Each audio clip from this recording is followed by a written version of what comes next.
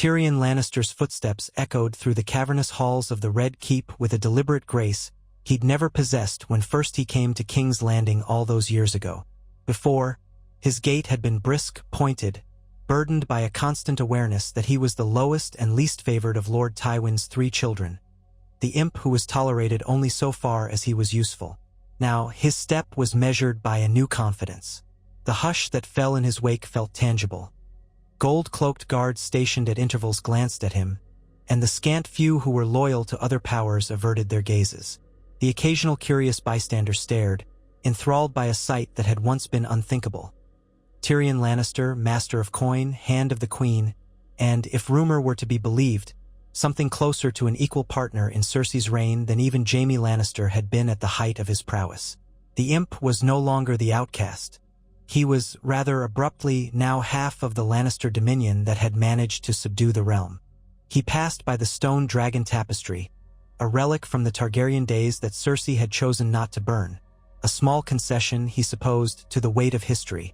She had grown somewhat superstitious in her later years, or perhaps just more cunning in playing to the illusions of power. She kept a few relics from other houses. There was a dusty Baratheon banner stored away, a rotted Stark shield stowed somewhere in the cellar. Now, if any visitor demanded proof of her generosity and vision for the 7 kingdoms, she had these items to display. A facade of unity, or of a certain respect for all who had once claimed the throne. Tyrion couldn't help but grin, though the expression lacked warmth. He understood better than anyone how carefully curated such illusions needed to be. His eyes drifted to the arrow slits overlooking Blackwater Bay. Even from that narrow vantage point, he could see the stony waters glittering beneath a smattering of rare autumn sun. The ships in the harbor flew the gold and crimson Lannister banner, displayed proudly in the breeze. Once, that harbor had belonged to the Baratheons, or as it was more commonly known, to House Targaryen. And now it was his to oversee. It felt strange, so many transformations, though transformations were inevitable in the perilous game that all great lords played. He drew a breath, then continued on, making for the council chamber where he knew his sister would be waiting. The sense of shared power, precarious though it was, energized him. He found Cersei leaning over the great table, the one painstakingly carved with the shape of Westeros. Her golden hair was coiled tight at her neck, a style meant to evoke unyielding severity. Lines of sleepless nights framed her eyes, but her beauty remained as commanding as ever. That old, pinched hardness in her mouth softened for only an instant as Tyrion entered, an unspoken acknowledgement that he was no longer the creature she despised. Their unholy alliance had not been simple or easy to forge. The bitterness of past wounds lay beneath every word. Yet necessity had forced them together, and, to Tyrion's unrelenting fascination, it had turned into something neither of them could have predicted: a partnership. It was a partnership that shaped the realm. Without bowing, without even the ordinary courtesy of greeting, Tyrion walked to the far side of the massive table, poured himself a cup of wine, and raised it in her direction. She gave the barest nod. The two of them existed in a space beyond the need for formalities. King's Landing had learned to accommodate the sometimes unspoken rhythms of 2 siblings who had once been mortal enemies yet now presented a unified front. If there was any tension, it remained sealed behind the gold lion imagery and the consistent results of their iron rule. He sipped the wine, Dornish red, the best the city could muster, and let the heat spread through him. "How is our dear nephew?" Tyrion asked, setting the cup down. The nephew in question was Cersei's son by Robert Baratheon, or so the realm had always been led to believe, though by now nearly everyone suspected the boy had been Jaime's. But Tommen was long gone, Myrcella as well, and Joffrey even longer, a casualty of poison. The nephew Tyrion referred to now was the last rumored scion of the Baratheon line, an offspring of Gendry, legitimized after a fashion. The boy was meant to be a hostage of sorts, another piece on the board. But there was always something else behind Tyrion's questions. A subtle prying, an assessment of his sister's reaction. She gave him a withering look that told him as much. "He is well enough," she replied, voice clipped, "feasting among the lesser lords who think him the rightful heir to the Iron Throne. Let him enjoy that fantasy for a while. Let the rumors swirl. We control him. He won't dare lift a finger against us. Not while we hold the city and half the realm in a vice. Tyrion let his fingers drum on the table. You seem more concerned than usual. Are these lesser lords becoming something more? What exactly are they whispering about us these days? They whisper that the Lannisters are unstoppable, that the seat of power has never been so secure. Some even call us the greatest dynasty since Aegon the Conqueror. She gave a short laugh, as if the notion amused her. But there's talk of resistance. That's only to be expected. A Tully scion skulks near Riverrun, raising the old banners in secret. The Boltons are dust, so there's no trouble out of the north. But the Starks, well, the ones that remain, may stir an uprising in the name of the old days. Then there's Dorne, which is never truly subdued. Still, the size of our garrisons has bought us quiet thus far. They're content to remain shattered for a time. Tyrion listened, recalling the sting of old alliances and grudges. He thought of Sansa Stark, once his wife in name, lost to him now, a ghost haunting the north. He thought of the Tyrells, obliterated though not entirely. Shadows of them remained. Wars in the Seven Kingdoms were rarely tidy, and survivors lurked in every nook. He had orchestrated enough deals and betrayals to know that every real or imagined slight had a chance of rearing its head again. It's remarkable, Tyrion observed softly, how the city thrives now that we've cut the weeds at their roots. No more fruitless feuds in the streets, no more riots for bread, or if there are, they're quickly snuffed out. Order has its privileges. Order, Cersei repeated, as if turning the word to taste its nuances. She rested her hands on the carved map. Perhaps. I sometimes wonder if it's true order we've established, or fear. The city is terrified, and they love us because they fear the alternative. I've convinced them that open rebellion means only blood and horror. Tyrion's lips quirked. That's how most governments function in these kingdoms, dear sister.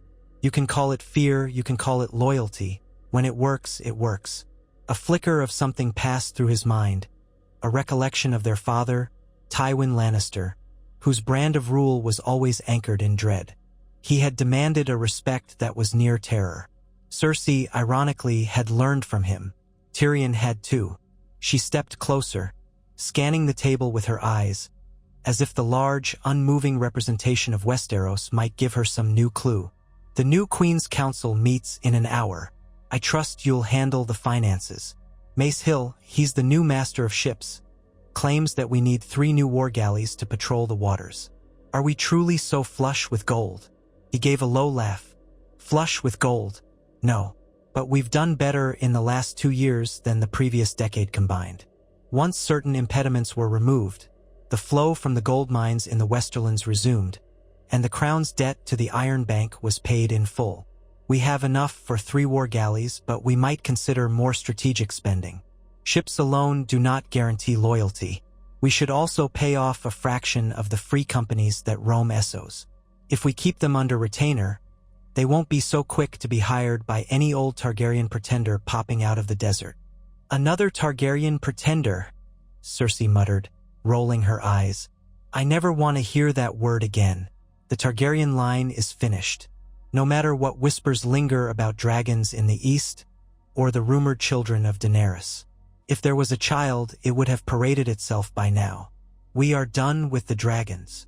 She paused to let the echo of her words fade. But if it eases your mind to keep some Sells words on the payroll, do it. We can afford it. Thanks to your cunning with coin. Tyrion inclined his head. Very well. And the matter of the Riverlands. She straightened. We'll discuss it with the council. But the short answer is we need to establish a new warden of the Trident. We can't leave it to those with Tully blood, obviously, nor to any upstart who might claim it. You once recommended Bronn, but that was mostly to annoy me, I suspect. My dear friend Bronn is quite capable, Tyrion answered with mock sincerity. But yes, that was more of an experiment. It might be wise to find a minor noble with a large enough army and a small enough ambition to hold the region peacefully. Someone who craves legitimacy from us. A fry cousin, perhaps, though their reputation is still stained with the memory of the Red Wedding. She bristled. The Freys are cursed as well as despised. We'll name a new house if we must, create a lord from scratch. The Targaryens did that often enough when they first came to conquer. We have the power to shape new families, new loyalties. I want to place men in positions of power who have no claim to anything unless I give it to them. That ensures they depend on me. I see you've read the same plays of power that Father once taught us, Tyrion said. But be careful not to spread the royal seed so thin that everyone grows resentful. People resent the upstarts as much as they resent us. He caught himself draining the last of his wine. But this is your domain, sister. I merely help shape it. She regarded him, her eyes an odd mix of hardness and something else. Something approaching respect or at least recognition. It was the dynamic they had settled into. Each needed the other, though neither fully trusted. Tyrion was cunning, essential in the behind-the-scenes work of state, and he was also a face the city could rally behind. For while the common folk might still call him Imp, they also remembered how he had fought to save King's Landing from Stannis long ago. He had a subtle sort of popularity, especially among the lower classes. Cersei was the figurehead of regal authority, the actual occupant of the Iron Throne, the oldest living child of Tywin. Her claim was unassailable in practice, and she enforced it with ruthless vigor. Together, they had hammered the realm into submission and crushed most of the longtime foes. It was only natural that people believed their partnership was unstoppable. Tyrion tried not to remember the times he'd imagined putting a crossbow bolt through her heart, or the times she tried to have him killed through her machinations. That was another age, another life, shaped by the manipulations of their father and the swirling chaos of wars. Now, they worked in lockstep and, by all accounts, the kingdom was stable. For how long, Tyrion wondered each day, but he never spoke that thought aloud. They were about to confer more deeply when the doors opened and a court attendant rushed in, face flushed. "Your Grace," he stammered, addressing Cersei. "Forgive me. Lord Giles awaits you in the throne room, with certain urgent matters that cannot be delayed. He claims it concerns trade routes to the Reach, and some rumors that the Dowager Lady of Highgarden is not as thoroughly gone as we believed." Cersei gave Tyrion a sharp look before nodding. "Wait there, or better yet, send Giles to the council chamber. We'll handle it at once." "No, wait!" She tapped the table again, thinking quickly. "Summon him here, indeed, but discreetly. We don't need the entire court gossiping about this." The attendant bowed and shuffled out. Tyrion cast a sidelong glance at his sister. If the Tyrell threat is stirring again, it might explain the tension in the market districts. The old houses never die as quietly as we hope. Her lips set in a firm line. "So it would seem. Are you ready to dance once more?" He spread his hands, half mocking, half serious. "Dear sister, dancing is what we do best. Now, shall we meet Lord Giles and see how best we can further our unbreakable rule?" And so the day's intrigues began. Decisions about money and men, about who should live and who should die, drifted through that chamber. Tyrion and Cersei together wove solutions from the threads of cunning, bribery, intimidation, and, when necessary, a show of cruelty. If anyone had told either of them years ago that they would become the cornerstone of Westeros's new era, an unholy alliance that might last a generation, they would have scorned the notion. Yet here they were, forging the shape of the realm out of the rubble left by the War of the Five Kings, the Targaryen invasion, the Great War in the north, and the endless conspiracies that had followed. The Lannister name now glowed with new authority, united by the two siblings who once could not bear to occupy the same room. By mid-afternoon, Tyrion found himself in the gardens, forgoing his typical visit to the Tower of the Hand. He had learned to love these gardens after winter receded. They were a swirl of color, from the azure of the fountain tiles to the pink-lipped flowers that local merchants brought from Essos. Music drifted on the breeze, courtesy of a few minstrels hoping to earn a coin from passing nobles. Tyrion sat by the fountain, letting the sound of trickling water calm him, though his mind never stopped racing.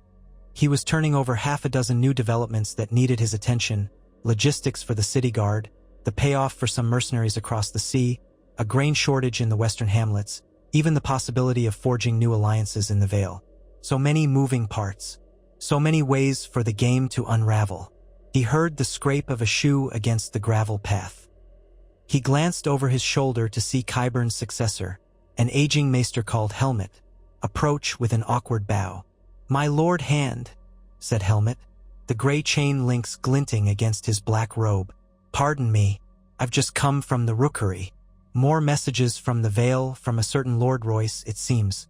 He is requesting an audience to negotiate new trade routes." Tyrion accepted the sealed parchment and flicked it open. A quick read told him Royce wanted new terms for shipping stone and or down to the Crownlands, plus a possible betrothal of someone in the Eyrie to someone in King's Landing. Tyrion rubbed the bridge of his nose. The Vale had been quiet for some time, but apparently they were stirring. "Take this to the council," he told Helmet, handing it back. "I'll see to it in the morning. Let Lord Royce come with minimal fuss. We'll hear his pleas." He paused. "Is the Queen aware?" "Likely not yet, my lord. I came to you first." "Very good. She'll want to be informed. I'll speak with her tomorrow. For now, leave me. I need a moment's rest from all this parchment." Helmet bowed again and retreated. Alone, Tyrion pressed his lips together, thinking. The Vale was a loyalist stronghold once, at least to certain Targaryens, or to the memory of Jon Arryn. Now it was uncertain. People had grown weary of endless conflicts. The name Lannister, ironically, promised a measure of stability. And no matter how disliked or feared the family might be, the realm had endured enough war to last many lifetimes. Even so, hidden pockets of resistance might bloom if the Vale's lords felt threatened or overshadowed. He would handle them with care, as he had done so often. He took a final breath of the garden air, inhaling the faint perfume of exotic blossoms, and then wandered back inside, letting the sun's light recede behind him. He did not return to the council chamber. Instead, he found himself drawn toward the throne room, that great echoing space with its pillars of black marble, and the dais at the far end where the Iron Throne rose in jagged metal splendor. To see it unoccupied was always an experience. Tyrion paced across the floor, remembering when Joffrey had perched there, cackling, or when Tommen had sat in sweet innocence, hardly understanding the weight of the seat. Now it belonged to Cersei. He trailed a hand over the rough metal of a twisted sword at the throne's base. The entire structure was said to be hammered from the blades of Aegon's foes, though in truth it had been rebuilt and reforged many times. A symbol, yes, but also a seat of torment for those who dared claim it. The emptiness of the throne room made him keenly aware of how alone he was. No Kingsguard hovered by the pillars, no cluster of courtiers. It was a fleeting moment of calm. He almost laughed to recall how he once sat upon this throne, if only briefly, to distribute justice in Joffrey's name. Now, he served a queen who owed him her life, or so she would never admit. For the realm to be stable, for House Lannister to stand on an unshakable foundation, Cersei had needed Tyrion's guile, and Tyrion had needed her sense of monolithic authority. It was as if the gods themselves had conspired to fuse them into a single force. And it made him uneasy, because if there was anything he knew about the Game of Thrones, it was that no force remained forever unopposed. Footsteps broke his reverie. He turned to see Ser Boros of the Queen's Guard approach, an unremarkable man but fiercely loyal to Cersei. "My lord," Ser Boros said gruffly, "the Queen has retired to her solar, but she has requested your presence if you wish to speak further on today's developments." Tyrion nodded. "Very well." He cast one last glance at the Iron Throne. "Let's not keep her waiting." Cersei's solar was awash with the last rays of the setting sun. She had only just arrived, having removed her crown and set it aside on a narrow table. She paced near a window, swirling a goblet of wine, the deep color reminding Tyrion of old blood. He stood at the threshold, leaning on his cane. He used it more out of habit these days than actual necessity. "You wanted to see me?" She turned her head, her expression guarded. "I'm told there are letters from the Vale. Lord Royce is sniffing around. Possibly he's looking for a path to independence, or maybe he just wants a place at our table. Do you intend to give it to him?" He shrugged. That depends on what he offers. If we can bind the veil more tightly to us, through trade, a betrothal, or by forging new roles for the local lords, then it might be wise. But if Royce tries to position himself as some kind of rightful regent in defiance of our rule, well, I assume you'll see him destroyed as swiftly as you destroyed the Tyrells. A flicker of a smile touched her lips. I do enjoy your brand of pragmatism, little brother. It makes this entire enterprise so much simpler. She turned back to the window which overlooked the city. The rooftops glowed with ruddy light, and you could see the black shapes of crows swirling overhead, seeking their roosts. Sometimes I look out at King's Landing and wonder how it hasn't collapsed under its own weight. But I suppose the city has always been resilient, full of parasites, but also the occasional gem. Tyrion recalled how he had once tried to save the city from Stannis' onslaught, burning ships in the bay with wildfire, risking everything. Now ere he was again, ensuring that the city remained in Lannister hands. Are you pleased, Cersei? He asked softly after a moment. We have everything we once dreamed of. You sit the throne. No one questions your rule. The rebellions are few and fleeting, and House Lannister stands ascendant. Is this enough for you? She blinked as if startled by the question. Pleased? That word has always seemed so small. It's not about pleasure. It's about survival and legacy. The rest is noise. I fought for this because I was never content to be shoved aside, used as a pawn. Now that I hold power, I'm faced with an endless tide of decisions. Some mundane, some monumental, and there's no rest. The only real difference is that I stand at the center of it. I'd rather be at the center of the storm than cower on the fringes. Her words reminded Tyrion of a line he'd once read in an old volume about the Targaryen queens of old. Some are born to be spindles around which the world spins. He smiled to himself. Then we're not so different, he replied. I also prefer to shape events rather than be shaped by them. At least we've learned to trust each other enough for that. A moment's silence passed, heavy with all the unsaid resentments. Then she tossed back the rest of her wine and set the goblet down with a resonant clang on the windowsill. The council meets again tomorrow. In a fortnight, I plan to issue a proclamation reaffirming House Lannister's dominion across every region. Our bannermen will be paraded through the streets in a show of unity. I want you there at my side to present a united front. No illusions of cracks within our family. Agreed. Agreed, Tyrion said, inclining his head. He knew the power of optics, how a carefully orchestrated demonstration of authority could quash the seeds of rebellion before they sprouted. And from there, we shall see how many tongues we can silence and how many cups we can fill. That's the nature of rule, isn't it? She gave him a final nod, the lines around her eyes deepening with fatigue. He wondered if she slept well these days. It is, she said quietly. See that you don't forget it. That night, Tyrion returned to his chambers in the Tower of the Hand, where plush tapestries kept out the cold, and a small retinue of servants awaited his orders. He dismissed them and stood alone before the hearth, the flames dancing, reminiscent of wildfire's glow. He let the wine from earlier settle in his stomach as he stared at the flickering light. A swirl of memories threatened to take him. Shadows of past events, the ghosts of Shay, Tisha, of the father he'd killed, of the chain he'd used to trap Stannis' fleet in the Blackwater Bay. He shook them off, focusing instead on a single fact. He and Cersei had come farther than any living Lannister could have imagined, forging a near-absolute monarchy that drew power from every corner of Westeros. It was precarious, but it was real, and for now it held. Sleep eluded him for hours. He finally laid down on the spacious bed, closing his eyes, trying to imagine what the future held. Tomorrow, more letters, more lords petitioning, more cunning steps in their dance of power. Tomorrow the same, and the day after that, until old age took him or some cunning foe ended him. He would meet each challenge with wit and cunning, as he had always done. The realm was stable, the name of Lannister was as strong as Valyrian steel. For all the bitterness that might lie beneath the surface, Tyrion realized he felt proud. In some twisted sense, He and Cersei had achieved what their father Tywin had long desired, an unbreakable Lannister legacy. And Father, Tyrion thought, might be spinning in his grave, seeing how it was forged by the two children he had tried so hard to manipulate, to pit against each other. Fate had a sense of irony. He fell asleep with a soft, humorless laugh escaping his lips. When he woke the next morning, the city was enveloped in a haze of dawn. Tyrion wasted no time.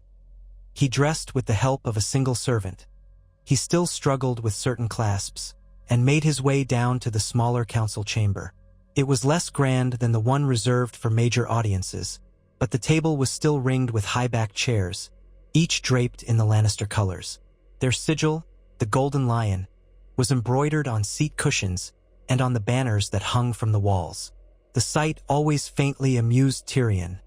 It was an ostentatious display, but that was exactly how Cersei liked it. He was first to arrive, though not by much. Soon, the others trickled in. Mace Hill, a relative of Lancel Lannister's by half-blood who had been raised to Master of Ships. Lady Joy Rosby, whom Cersei had named Mistress of Whisperers, though in truth, Tyrion suspected she had none of Lord Varys's cunning. Next came that new Maester Helmet, chain clinking, along with a handful of lesser advisors.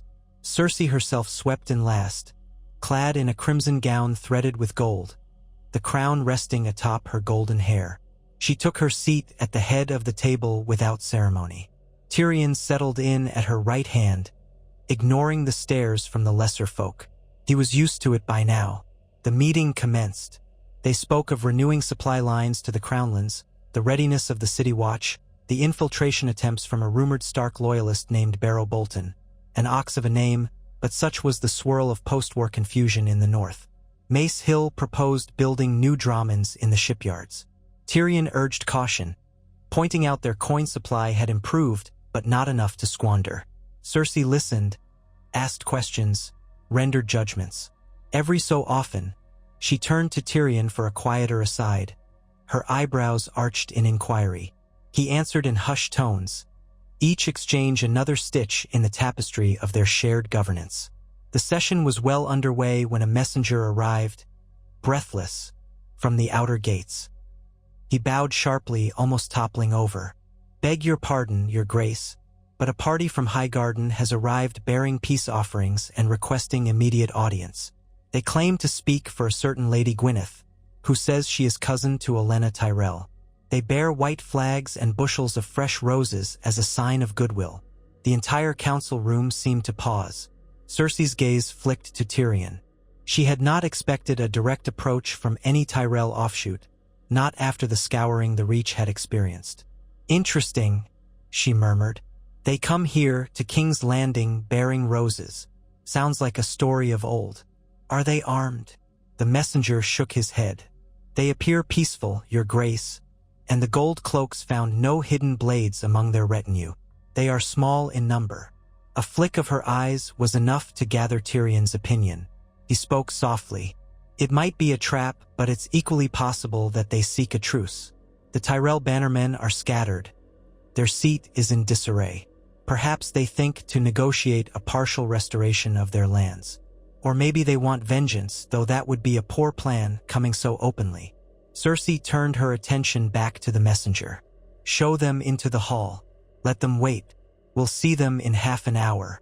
Guard them well, and dispatch the Queen's Guard to stand watch, no slip-ups." Once the messenger had scurried out, she glanced at the council. "We'll continue.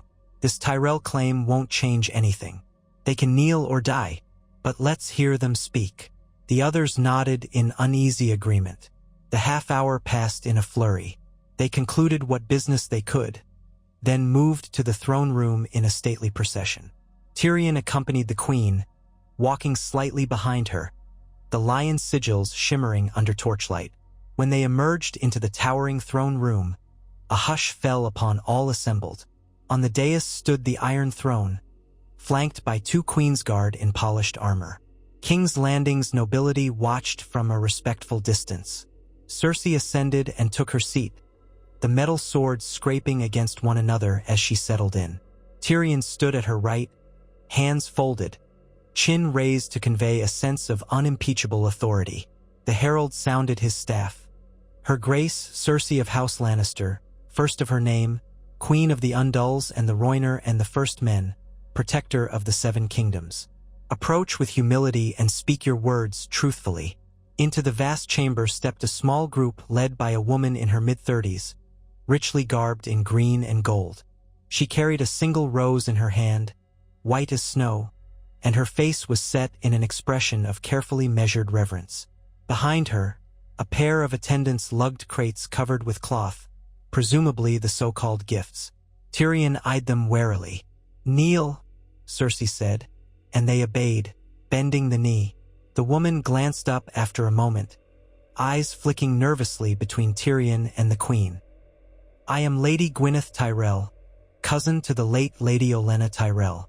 I come to beg your mercy and to pledge my fealty. Highgarden is yours, your grace. The fields of the Reach are yours.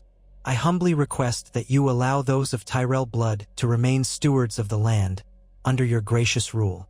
Silence lingered. Then Cersei's voice echoed through the hall.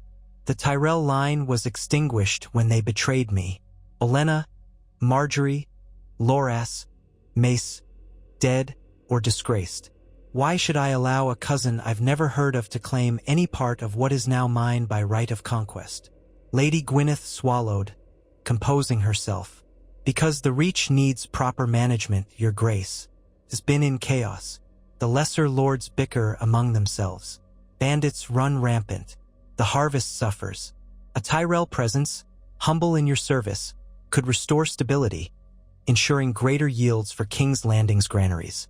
We ask for nothing but a chance to manage the land for you." Tyrion saw Cersei's lips purse, a sign of her internal calculation.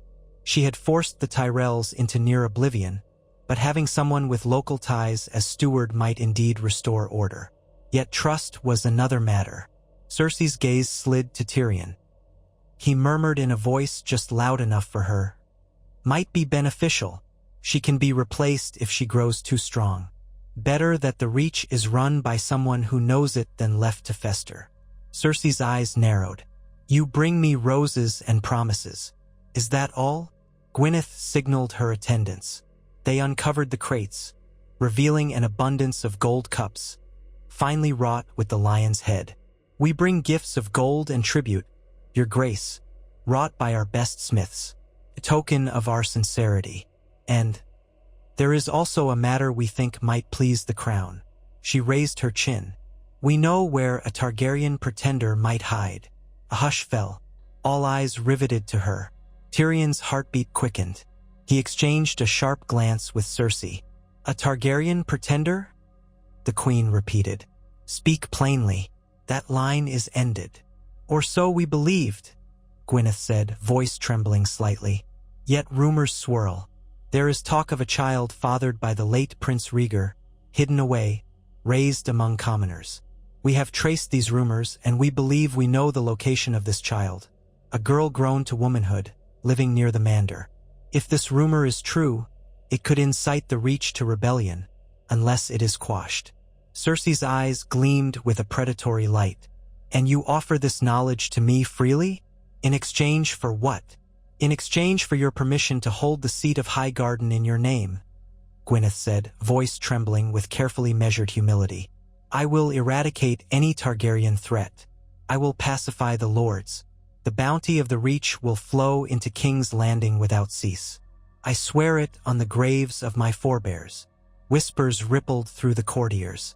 Tyrion leaned closer to Cersei. "Even if it's just rumor, it would be wise to investigate. We can claim the Targaryen blood is false or, if real, extinguish it. Meanwhile, awarding stewardship might be an acceptable compromise, so long as we keep a heavy garrison."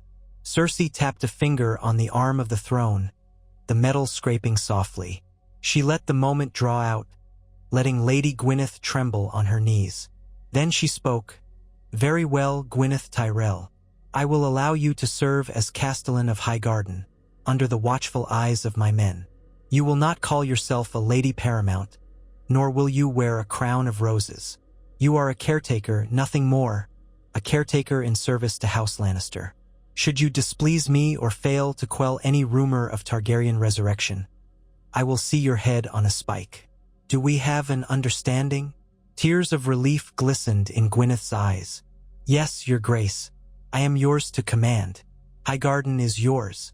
The Tyrell name belongs to you. Rise," Cersei commanded. Gwyneth stood, head bowed. "Return to the Reach with my blessing. My soldiers will accompany you, and you will lead them to this rumored Targaryen. If you succeed, all is well. If you fail, your life is forfeit. Now be gone." With that, the audience ended. Gwyneth and her entourage backed away, stumbling in their haste. The tension in the hall remained thick, as if everyone present sensed how momentous such an announcement was. A Targaryen rumor, a partial Tyrell restoration, an extension of Lannister authority. When the doors finally closed behind the Tyrell delegates, Tyrion stepped forward. "Well done, your grace. You handled that with flair."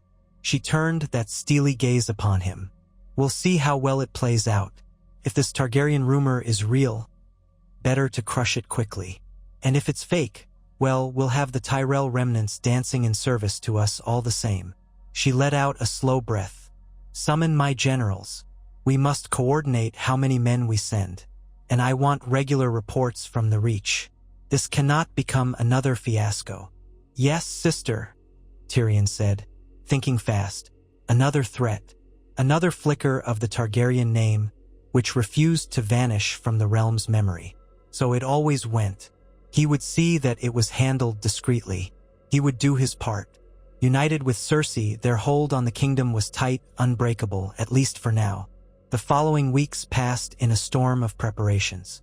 A modest army was dispatched south, led by a loyal Lannister bannerman, Ser Davin Lannister, who had proven his mettle in earlier skirmishes. Gwyneth Tyrell was placed under guard, though politely to avoid offending her, and together they set out for Highgarden. Meanwhile, Tyrion oversaw the financial aspects, provisioning the troops, securing funds for the journey, ensuring that local lords along the route were prepared to host the Queen's soldiers. Rumors flew across King's Landing that a hidden Targaryen princess had surfaced, that the Gold Cloaks were marching to quell a new dragon rebellion, that soon the city would see a grand wedding uniting the Tyrells and Lannisters. Tyrion dismissed most as idle chatter, but he kept an ear out, always gleaning bits of truth. Cersei, for her part, continued her relentless governance, summoning lords and ladies to the Red Keep, holding feasts and ceremonies, making sure the face of House Lannister remained regal and absolute. On a crisp morning nearly a month after Lady Gwyneth's audience, Tyrion found her on the balcony outside her solar, gazing down at the city. She wore a robe of deep red, her hair loose around her shoulders. She looked almost serene, which put Tyrion on guard. Cersei was rarely serene unless something was stirring beneath the surface. "Good morning, sister," he said politely, stepping up beside her. The air smelled of salt drifting from the bay. She gave him a sidelong glance. "I heard from Ser Davin last night, via Raven. They've reached the outskirts of Highgarden. So far, no sign of a Targaryen pretender, but the locals speak of a silver-haired maiden who healed the sick and promised justice. A rumor, no doubt, but enough to stoke the peasantry's hopes. Perhaps the memory of Daenerys Targaryen has not died as thoroughly as we thought." Tyrion studied her face. "Does that worry you?" She sipped from a goblet, some honeyed wine. "Worry? No. Annoy, perhaps. We need to root out these illusions. The realm is ours, no matter how many fables people conjure to the contrary." Tyrion considered the dusty horizon. Illusions can be powerful. Daenerys once toppled slave cities armed with little more than a few dragons and the faith of the oppressed. Now the dragons are gone. But the faith, that can linger. She set her goblet down on the stone ledge. "We will handle it, little brother. We have for years. The difference now is that we stand together." Their gazes met. A silent admission passed between them, acknowledging how strange it was to be allies after everything. Yet it worked. The realm bowed to them, and the name Lannister was on every coin, every pair of lips. In that moment, Tyrion felt certain that no matter how many ghosts rose from the ashes, Targaryen, Stark, Tyrell, or any other, they would be stamped out. The unbreakable rule of House Lannister endured. More days slipped by, each weighed with the routine of governance. The Queen's Council hashed out the details of a new levy on wine imports, which Tyrion skillfully manipulated so as not to enrage the merchants too much. Cersei oversaw the final stages of a massive rearmament project, ensuring that King's Landing was ringed by fresh fortifications. The city watch was expanded, the gold cloaks more numerous than ever. Everywhere you saw the Lannister sigil on corners, on flags, on the armor of patrolling soldiers. People said that not since the Targaryens had the city been so thoroughly saturated with a single house's presence. At last came news from Highgarden. A raven arrived in the dead of night, its message bearing Ser Davin's seal. Tyrion read it immediately. The words were terse, but the meaning was clear. The rumor was indeed tied to a woman of unusual lineage, rumored to be the product of a liaison between Rhaegar Targaryen and a minor lady of the Reach.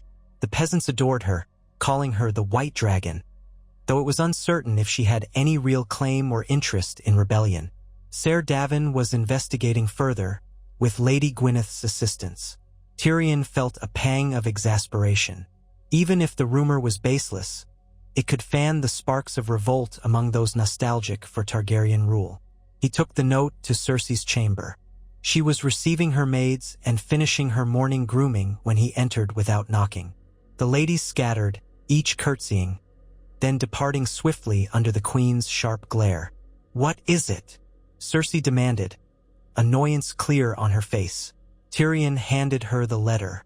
She read it, eyes narrowing. The White Dragon, how quaint. The Tyrell peasants must be desperate for a legend. I want her gone, Tyrion. Even if she has no real blood claim, I will not suffer any new Targaryen prophet to wander the realm-stirring rebellion. Inform Ser Davin. Bring her to heel or kill her. Tyrion inclined his head. I'll send orders for swift action. However, might it be more useful to capture her alive and make a spectacle? A public trial in King's Landing, to show the realm how false the claim is. Cersei weighed it. Possibly. A show trial can bolster our image, but only if we're certain of controlling the narrative. If there's any risk she might slip away or stir more unrest, kill her quietly. I leave it to your discretion. So Tyrion penned a careful missive to Ser Davin, advising caution but instructing him to secure the woman, alive if it posed no undue risk. The letter flew off by raven before midday. Then Tyrion immersed himself in other tasks, all the while half listening to the undercurrent of gossip cr. Eeping through the Red Keep, the name White Dragon popped up more than he expected, whispered by servants, repeated by a blacksmith in Flea Bottom. He realized the rumor was spreading. That was dangerous, but also it was an opportunity. Sometimes letting a false hope grow only to crush it publicly was the best deterrent. He wondered if Cersei recognized the same potential. One afternoon, as Tyrion was concluding a meeting with the city's master mason, Cersei herself burst into the tower study, eyes afire. The mason bowed and exited hastily. Tyrion raised an eyebrow. You look troubled, sister. She slapped a parchment onto the table. A second raven from Ser Davin. This White Dragon woman has roused half a dozen local lords to her banner. Lesser knights, but it's still a banner. They're calling for an end to Lannister tyranny, claiming that the rightful queen is of Targaryen blood. It's utter nonsense, yet somehow they're mustering men. Davin is besieging a small holdfast where they've holed up. He requests reinforcements. Tyrion exhaled slowly. Little rebellions rarely remain little if ignored. This might escalate if we're not swift. She seemed enraged. We had peace, true peace, and now a rabble of peasants is howling for dragon rule again. She paced, fists clenched. I want it ended, quickly, decisively. I want the Reach to become a graveyard for traitors. No mercy, Tyrion. No compromise. Her fury was reminiscent of the old Cersei. Tyrion nodded, even as his mind clicked through the logistics. We'll send a larger force at once. The city can spare men now that the new levies are in place. Ser Boros can lead them. We'll smash this revolt, present the White Dragon in chains, or her head on a spike. The choice is yours. She snatched up the parchment. Yes, do it. Use whichever men you must. Scorch the fields if you have to, but end this. I will not let a Targaryen fairy tale overshadow what we have built. And so it was done. Within days, King's Landing belched forth more of its standing army, marching under the lion banners. The city gates yawned wide, letting the columns of soldiers pass, accompanied by supply wagons and a retinue of crossbowmen. Tyrion oversaw their departure, the clash of metal and the thunder of hooves echoing through the narrow streets. The common folk watched with wary eyes, but none dared speak openly against the Queen's will. The message was clear. House Lannister would not tolerate any threat, real or rumored. The next weeks were tense. Reports trickled in of small skirmishes in the outskirts of the Reach, villages put to the torch for sheltering rebels, knights with Targaryen sympathies captured and executed. A pall of fear descended on that fertile land. Gwyneth Tyrell remained in contact, pleading for a more tempered approach, fearing that the heavier the hand of Lannister justice, the more resentment might fester. But Cersei was deaf to such pleas, commanding that all signs of rebellion be stamped out.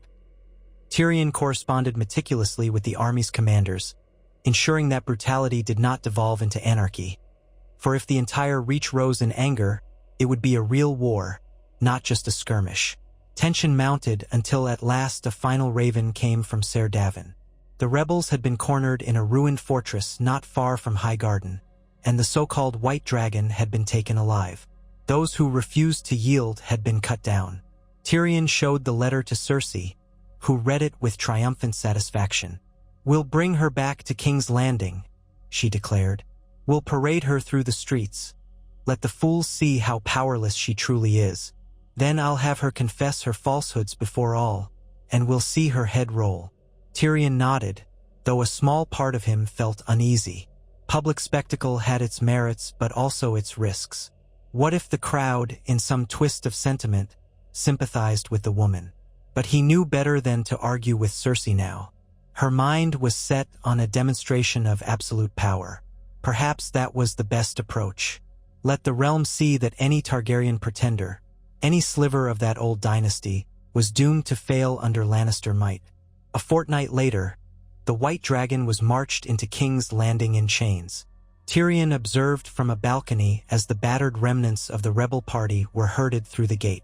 People lined the streets to watch, neither openly cheering nor jeering, mostly just curious.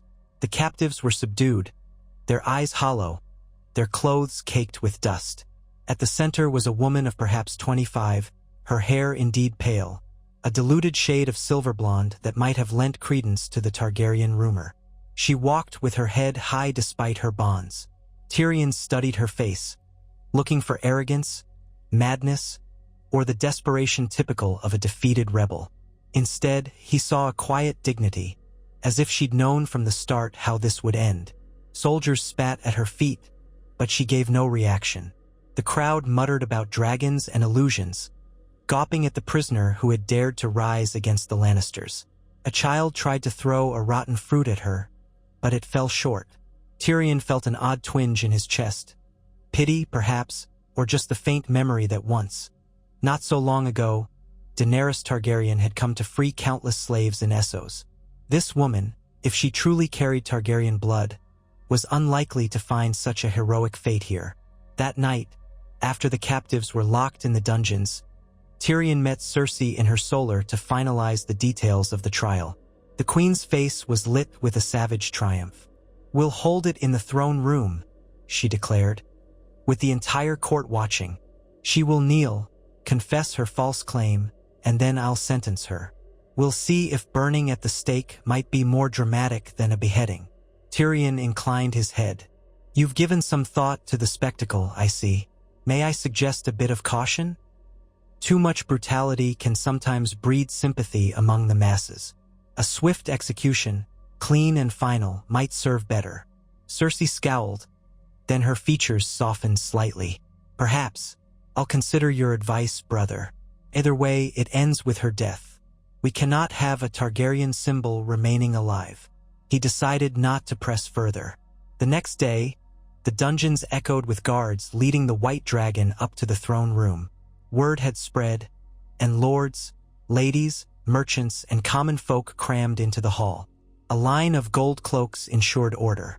Tyrion stood at Cersei's side as she took the Iron Throne, the metal spires looming behind her. The hush in the room was absolute as the prisoner was presented, shackled, forced to kneel on the stone floor. The woman's silver-blonde hair hung limp, but her back was straight. She looked up at the queen with calm eyes. Cersei spoke in a ringing voice. "You stand accused of treason and sedition, of claiming Targaryen blood and seeking to usurp the crown. How do you plead?" Silence. The woman's voice, when it came, was surprisingly steady. "I am Valina. My mother told me I was of Rhaegar's seed. I never claimed the throne for myself, only wanted to bring justice to the Reach, to remind people that cruelty need not reign forever." "I!" A queen's guard slammed the butt of his spear on the floor, cutting her off. Cersei's eyes blazed. "Lies. You roused armed men against my rule. You invoked the Targaryen name. You would see the realm in flames once more. Do not pretend otherwise." Valina's gaze flickered to Tyrion, just for an instant, as if seeking some measure of mercy or reason. He betrayed nothing, his face inscrutable. Then she returned her gaze to the queen. "I will not beg your forgiveness. I will not cower. If I have Targaryen blood, then I carry the memory of dragons in my veins. No matter how you kill me, the idea lives on." A stir rippled through the crowd, a soft murmur. Tyrion felt a small knot in his stomach. The woman was no fool. A speech like that could inflame. Cersei's face twisted with rage. She stood from the throne. "So you confess your treason freely. Very well. People of King's Landing, see this wretch who would pit you once again into the chaos of war. See how House Lannister stands firm against false dragons. Let all who might dream of rebellion witness what fate awaits them." She gestured to a headsman waiting at the side, an imposing man in black who clutched a heavy axe. Tyrion let out a breath. At least it was to be a quick death. A final hush swept the hall. The Queen's Guard dragged Valina to a low wooden block placed before the throne. She did not resist, only stared ahead. The headsman raised his axe. Tyrion allowed himself a fleeting pang of pity. Like so many before her, this woman had dared to hope for a better world. The whistle of the axe slicing through the air was swift, and the thud of steel meeting flesh was final. A gasp and then nothing. The head fell, the body slumped. Blood spattered across the floor.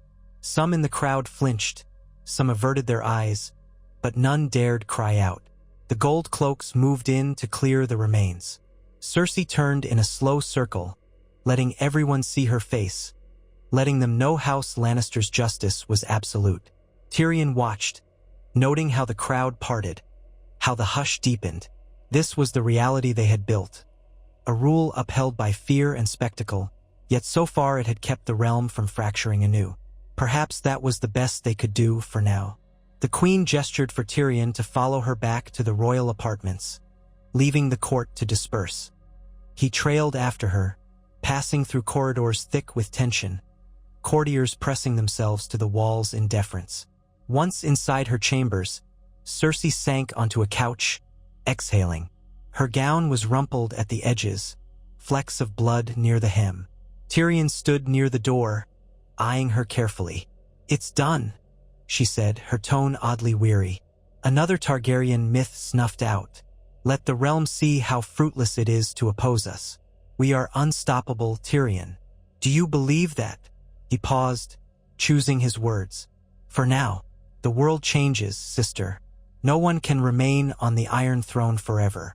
But we may yet reign until old age claims us, if we are vigilant." She nodded, almost grudgingly. "Yes, vigilance. That is the price of power. We've learned that lesson often enough." A short laugh escaped her. "I sometimes wonder if it was easier when we were children, with father looming over us, telling us what to do. Now we are father, in a sense, shaping the realm in our image." Tyrion's mind raced back to the memories of their father, Tywin Lannister, cold and calculating, forging alliances and dealing punishments. It was a heavy legacy, and now, ironically, The two children he had pitted against each other were upholding the Lannister name as an unbreakable pillar of Westeros. "We'll continue, sister. We have no choice." And so the days continued. The White Dragon's death became the talk of the city for a time, but soon other affairs took center stage. The Vale's negotiations, the unrest in Dorne, the approaching winter in the north, the endless swirl of trade and politics.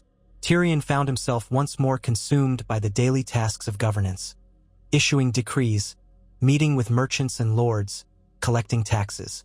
Cersei presided over them all, the living embodiment of Lannister authority. They held a feast to commemorate another year of peace, ironically enough in the Red Keep's Great Hall. Laughter and music filled the air, courtiers dressed in their finest. But Tyrion could sense an undercurrent of tension, the knowledge that this peace was maintained by iron discipline and fear. Revelers danced with forced merriment, and the queen looked on with a faint smile that never reached her eyes. Tyrion mingled, sipping wine, trading pleasantries, aware always of how precarious it could be to rule by might alone.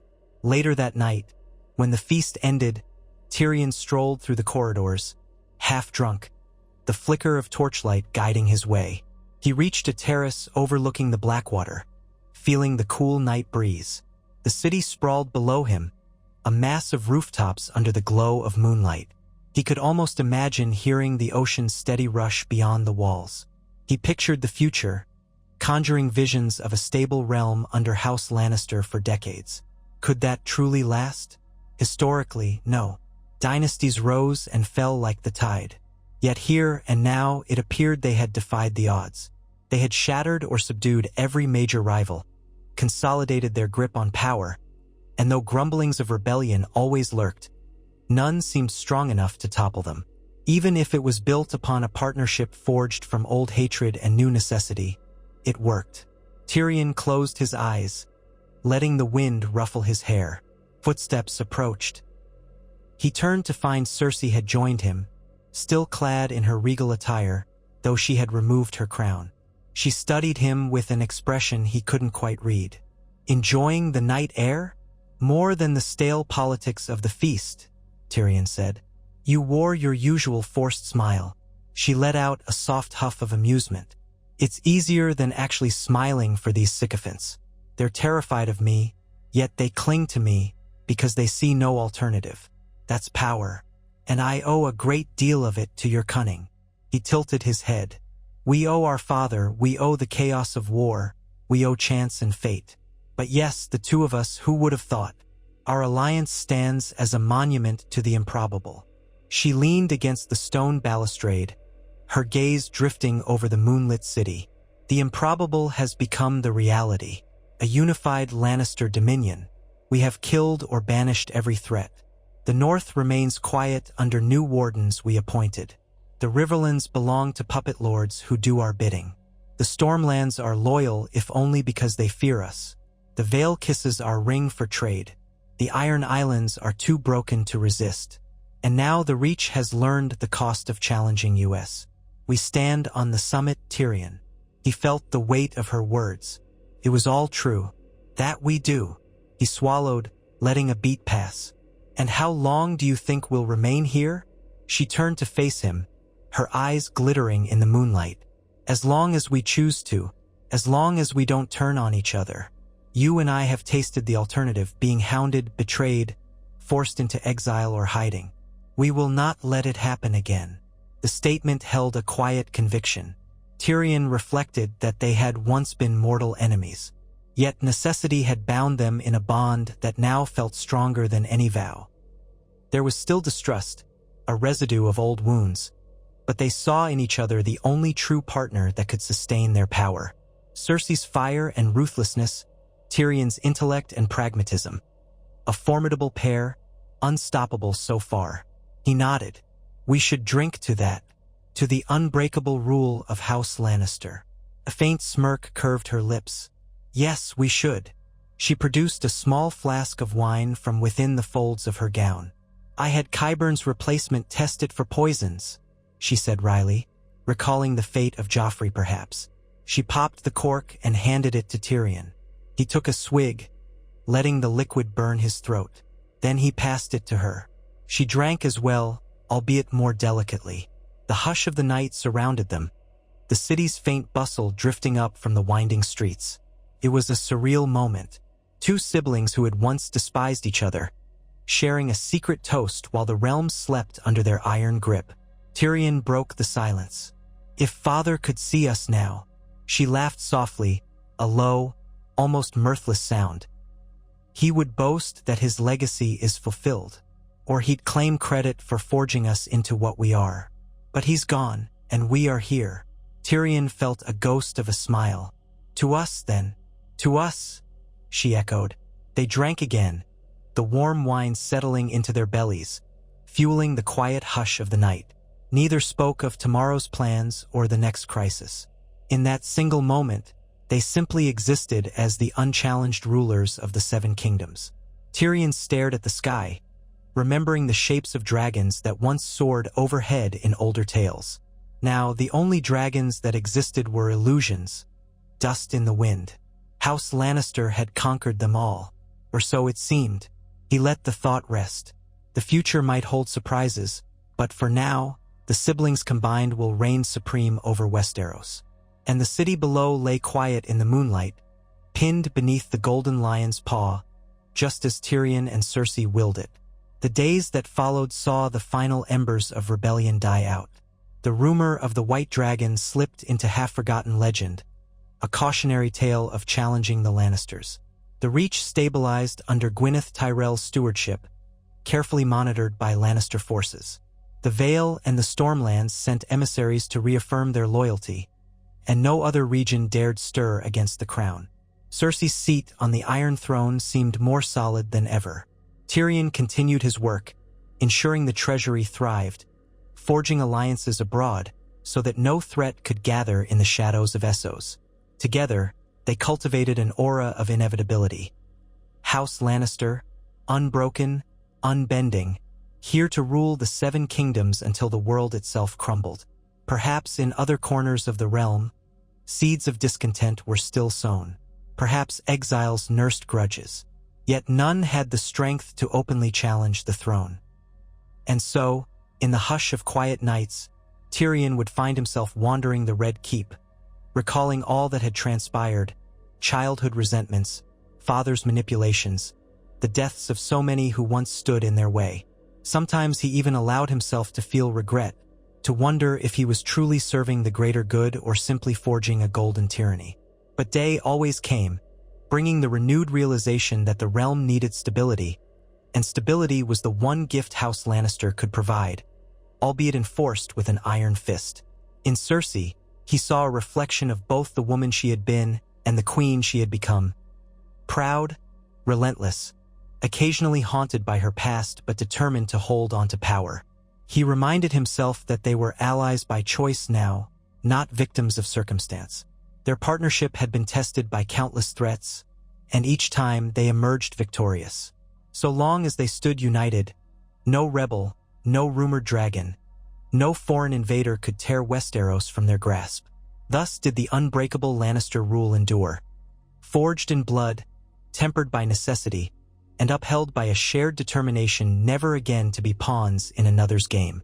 Tyrion and Cersei, once enemies, now reigned together, weaving a tapestry of cunning and iron that swathed the Seven Kingdoms in the banner of the Golden Lion. And for a time, longer than many would have believed, peace, or at least the semblance of it, blanketed the land under their watchful eyes. The memory of dragons faded, the howls of wolves grew distant, and the clarion call of justice became muted by the constant drumbeat of Lannister power.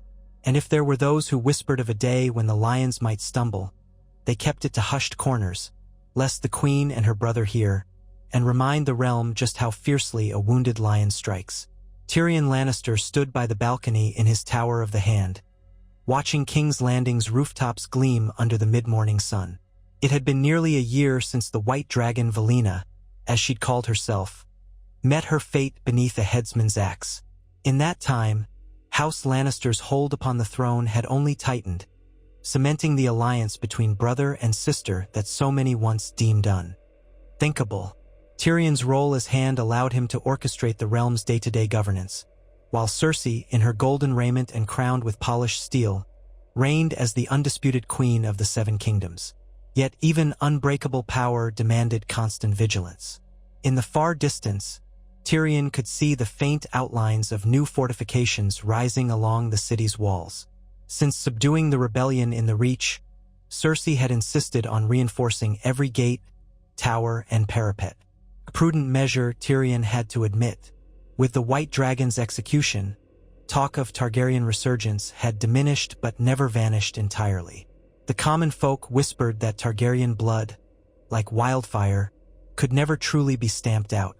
They remembered the dragons in old songs, though no living creatures of that lineage had soared for years. He turned away, summoning a breath of the cool air that swirled through the tower's corridors. This day was to be full of fresh concerns. A delegation from Dorne had arrived, eager to renegotiate trade routes now that the old alliances were shattered and House Martell's direct line all but gone. It was rumored that a surviving cousin of the Martells, left behind in the chaos after Prince Doran's downfall, meant to carve out some measure of independence. Tyrion never underestimated Dorne's ability to surprise the rest of the realm.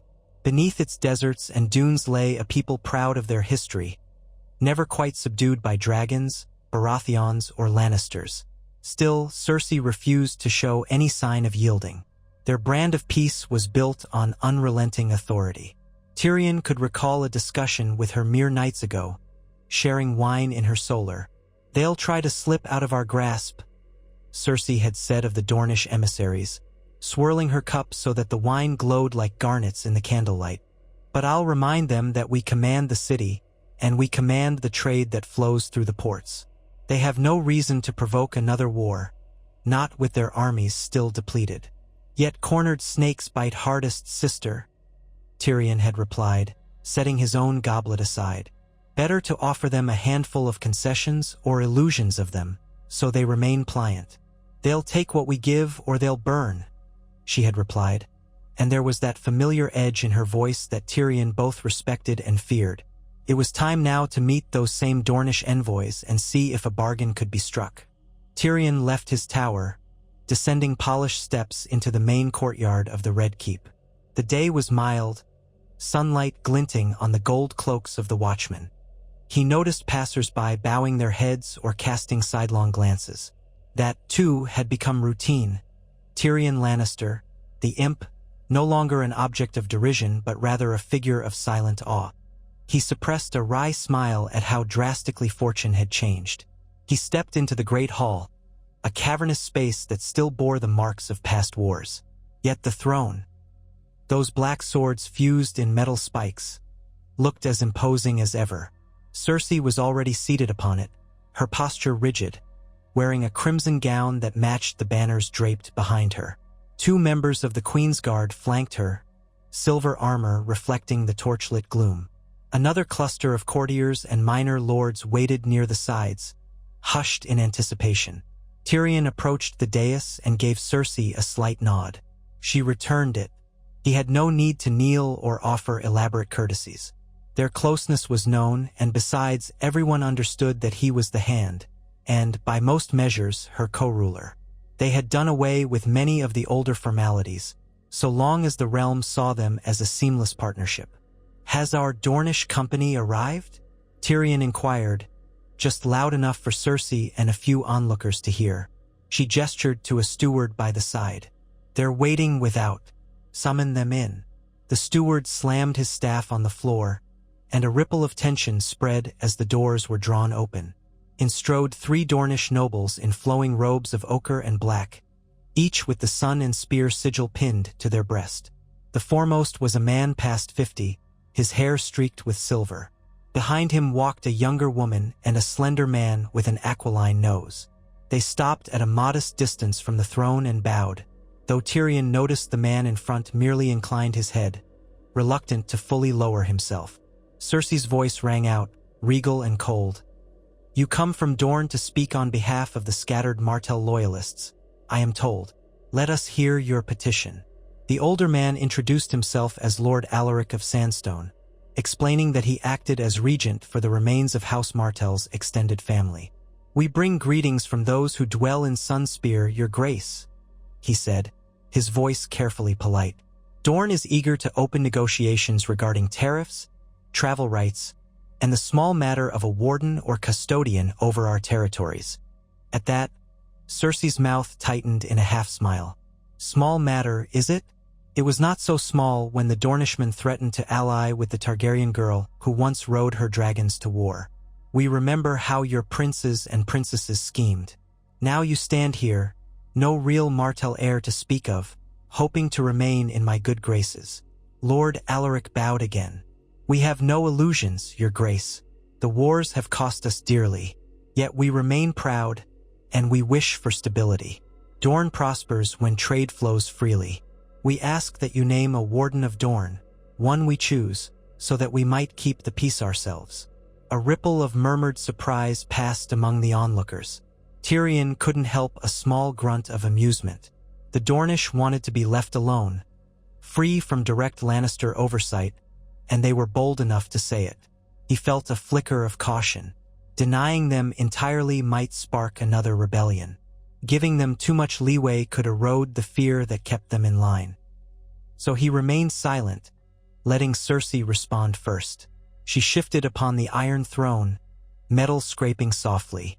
"A warden is typically chosen by the crown, not by those who wish to rule themselves. Are you so bold as to presume you can make that decision for me?" Lord Alaric's expression remained neutral. "We only wish to offer candidates who are loyal to the crown, but who understand Dorne's unique ways. We wish to avoid the mistakes of the past. Name a warden from the Stormlands, or from the Reach, and the Dornish will bristle. Grant us a Dornish warden, and you will find little reason to send your armies south." Cersei's lips parted in a silent snarl. "You speak of peace as if it's a gift you bestow. I have not forgotten how your people laughed at the rumor of my downfall. And now you come to me with demands." Before Alaric could reply, Tyrion made a subtle gesture. "Your grace, if I may," he said, stepping forward. He turned to the Dornish delegation.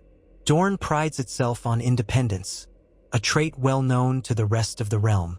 But we must be assured that no whisper of rebellion stirs behind these negotiations." Alaric spread his hands.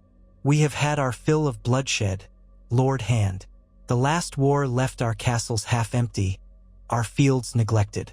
My hope, and the hope of all prudent Dornish folk, is that by re-establishing an arrangement with the crown we can rebuild. If we wanted open rebellion, would we come here with a handful of negotiators and no swords?" Tyrion found his logic persuasive. Still, he caught Cersei's gaze, warning him not to seem too eager. "Then let us see if we can reach an accord," Tyrion said. "We might allow you to name a local warden, under a set of conditions. The warden must take an oath of loyalty before the Iron Throne, and the crown will reserve the right to station a small Lannister garrison in Sunspear to oversee trade routes." The younger woman in Alaric's retinue stirred. "A small garrison soon becomes a large one," she said, voice edged with bitterness. "Would that not turn Sunspear into another outpost of the Red Keep?" Cersei's shoulders stiffened, her stare fierce. "That is precisely what we fear. Were it up to me alone, I would command you to station 1,000 of my men in every Dornish fortress, if only to ensure no more scorpions lurk in the sand." Tyrion raised a hand diplomatically. "Your Grace, might I suggest we handle this in a more private forum? These matters of garrisons, wardens, and rights of autonomy are best resolved through negotiation, not a public spectacle. Our guests are tired from travel. Perhaps we can continue in the council chamber." He wanted to defuse the tension radiating from Cersei before it flared into open threats. She gave him a long, measuring look, her eyes flicking between him and the Dornish. Then she gave a curt nod. "Very well. My steward will escort you to suitable accommodations. We will speak further in private tomorrow." Lord Alaric expressed gratitude for the Queen's generosity, though the tension in his voice was evident. The trio withdrew, escorted by gold cloaks. The throne room's hush remained, as if the walls themselves held their breath. Tyrion could almost taste the anxiety. No matter how strong House Lannister appeared, the realm was a patchwork of potential grievances. Dorne, the Reach, the North, any of them could, if emboldened, slip into another war. And war, so soon after the last, would be devastating. Once the Dornish were gone, Tyrion caught a glimpse of Cersei's face, tight and seething. She motioned for him to follow her into a side passage leading to the smaller council chamber. The moment the heavy doors closed, she spun to face him, fury crackling in her eyes. They come here and demand a warden of their own choosing. They think to wave their desert pride in my face. I should have them all thrown in the black cells. Tyrion forced himself to remain calm, though his sister's anger was a force that could burn anyone foolish enough to stoke it. That would only spark further unrest, sister. We've bled enough in the past decades. The realm can't endure another large-scale revolt. Her hands were clenched at her sides. They speak to me as if I need them more than they need me, as if I have to beg them for peace. I've seen how the Dornish fight when cornered, but that doesn't mean we must appease them. Tyrion inclined his head. No, we shouldn't appease them, but we can negotiate. If we manage to name a warden from among their ranks, someone we trust or can bind to us, then we'll keep Dorne docile. And a docile Dorne means fewer headaches for the crown. Meanwhile, we retain a garrison at Sunspear. Let them think it's small, and let them think they have autonomy, while in truth we hold the reins. She took a step back, exhaling. The same game of illusions, she muttered. The one we've played since we took power. Very well, if it keeps them in check. But I won't see the lion bow to the sun and spear, not in any capacity. Nor would I, Tyrion said softly. We are the center of the realm now. I'll ensure the final terms reflect that. Cersei nodded, some tension bleeding out of her posture. Then handle it. I'm weary of these endless negotiations. She paused, her gaze lingering on Tyrion. You have a knack for forging alliances that serve us well enough. Just remember what happens if they betray us. He felt a pang of old memories. The betrayals, the shifting alliances, the constant threat of backstabbing that had shaped both of their lives. I haven't forgotten, he replied, voice low. They'll regret any treachery. That I promise. Satisfied, she turned on her heel and strode off, flanked by her guards. Tyrion remained in the chamber's hush, alone with his thoughts. He knew that forging a workable pact with Dorne would be the simplest part of his day. Countless other matters beckoned.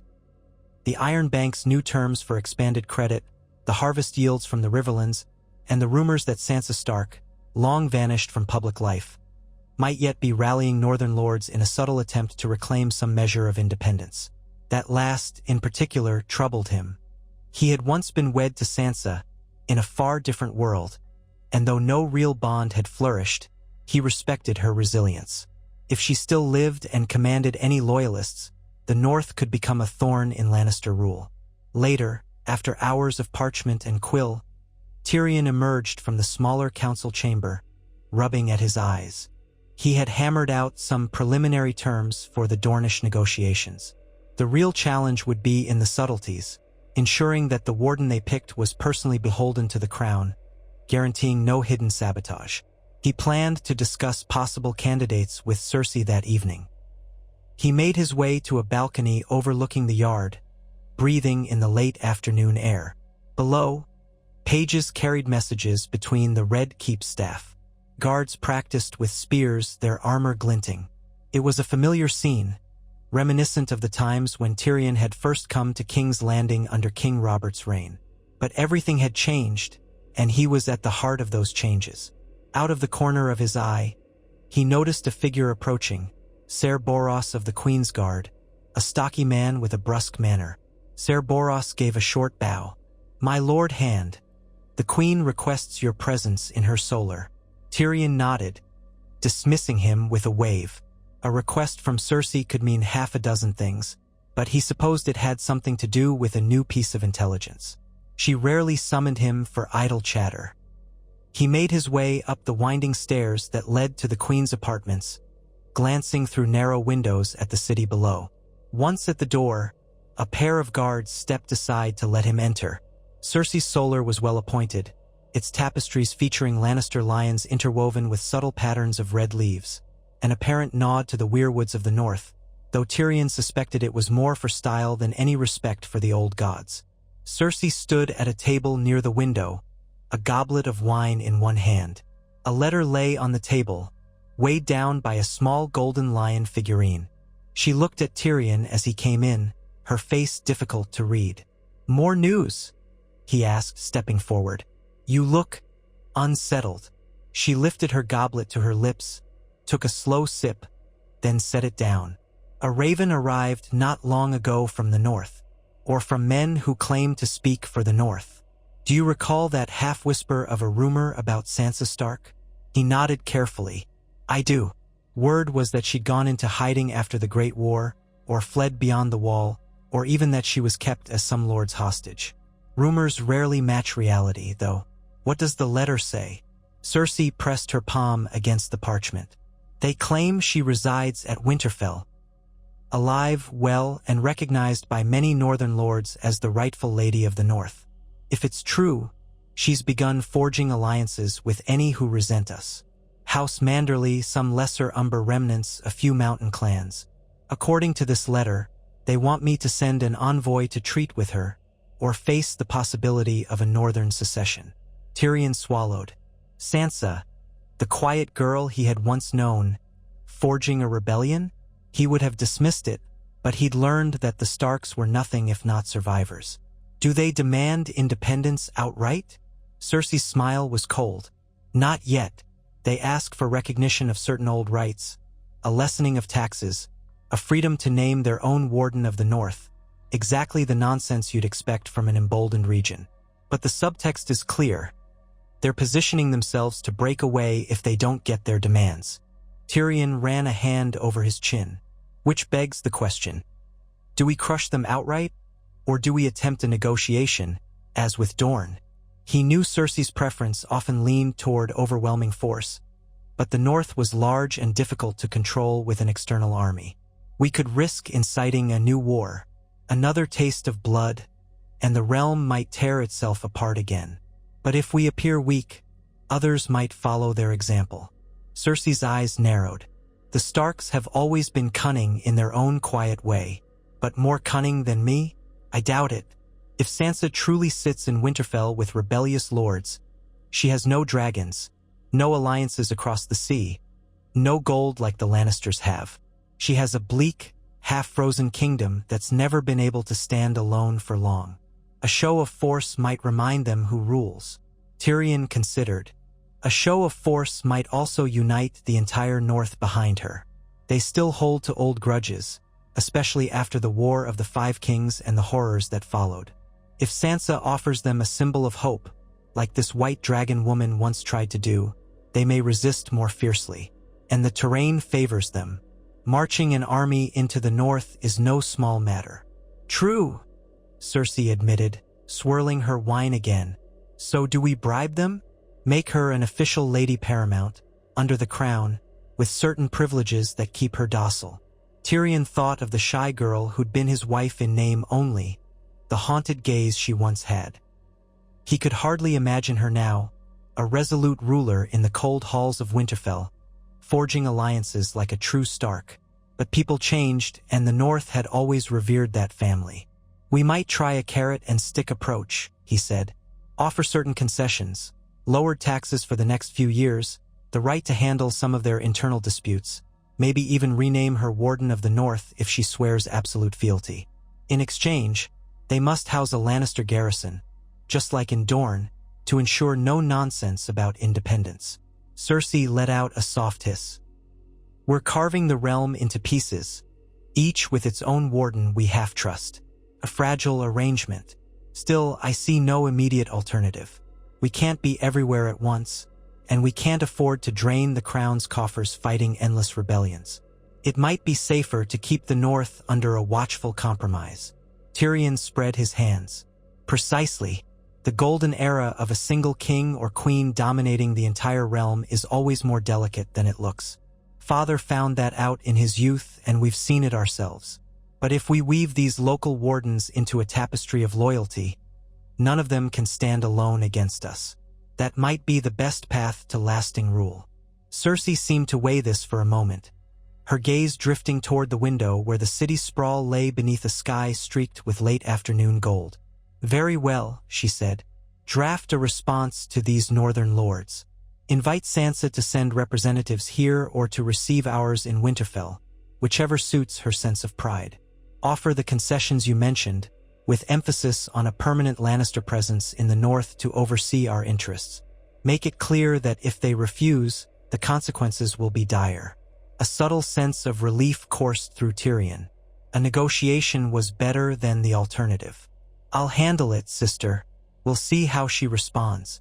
And in the meantime, we continue to watch for any sign that the North is secretly rallying armies."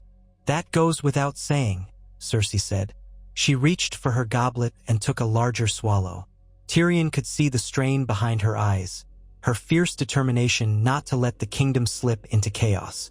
Strangely, he found himself proud of how far they had come, forging a rule that spanned every region in some capacity.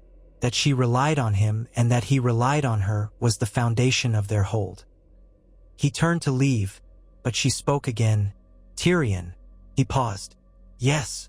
She kept her gaze on the window. "You were once close to Sansa, well, as close as AF. Worst marriage could allow. Do you think she's capable of uniting the North against us?" He took a breath. "I've learned not to underestimate Starks, especially that one. But if we handle her with a measure of respect and caution, there's a chance we can keep the peace without bloodshed." Cersei gave a small nod, as though accepting a truth she did not like. Then she waved him away, dismissing him from the Solar. Tyrion left her to her thoughts, already turning over the lines of the letter he would compose, the tone it must strike. A blend of firmness and faint generosity. He'd have to choose each word carefully. That night he penned the reply, a long scroll sealed with the hand stamp.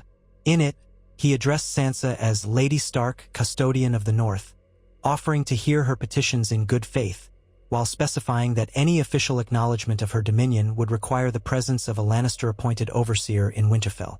It was less of a demand than a compromise, at least on paper. If Sansa refused, Tyrion made sure to hint that King's Landing would not ignore a break in loyalty. The quill scratched across parchment well after midnight, and finally, satisfied, he poured molten wax and pressed the seal into place. He then sat back, feeling a pang of nostalgia for the memory of that girl in a red-haired braid, frightened and alone in the capital.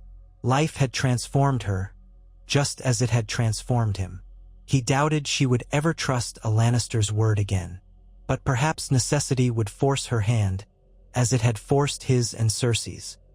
He sighed, drained the last of his wine, and fell into a restless sleep. A week passed without significant incident. The Dornish envoys were lodged in the Red Keep, engaging in hours of discussions with Tyrion, Lady Joy Rosby, and other council members about the terms for placing a warden in Dorne. Tyrion found Lord Alaric cunning but not hostile. The negotiations progressed, inch by inch, culminating in a tentative agreement that would have a distant cousin of Oberyn Martell, one who had never been closely tied to the old prince's fiery politics, named as warden, so long as he swore personal fealty to Cersei and hosted a permanent crown presence in Sunspear. The exact number of Lannister soldiers stationed there remained contested. Tyrion insisted on 1,000, Alaric pressed for 200, and they settled on 500, though Tyrion suspected that once the garrison arrived, it could quietly swell in size if the crown willed it. The day after sealing that arrangement, Tyrion stood in the courtyard, overseeing the preparations of the contingent bound for Sunspear. Wagons of supplies, bannermen, squads of archers. Cersei had demanded only seasoned troops be sent, not new recruits. She wanted a show of discipline and force. Tyrion walked among them, offering clipped words of encouragement, noting the lesser lords who had volunteered men.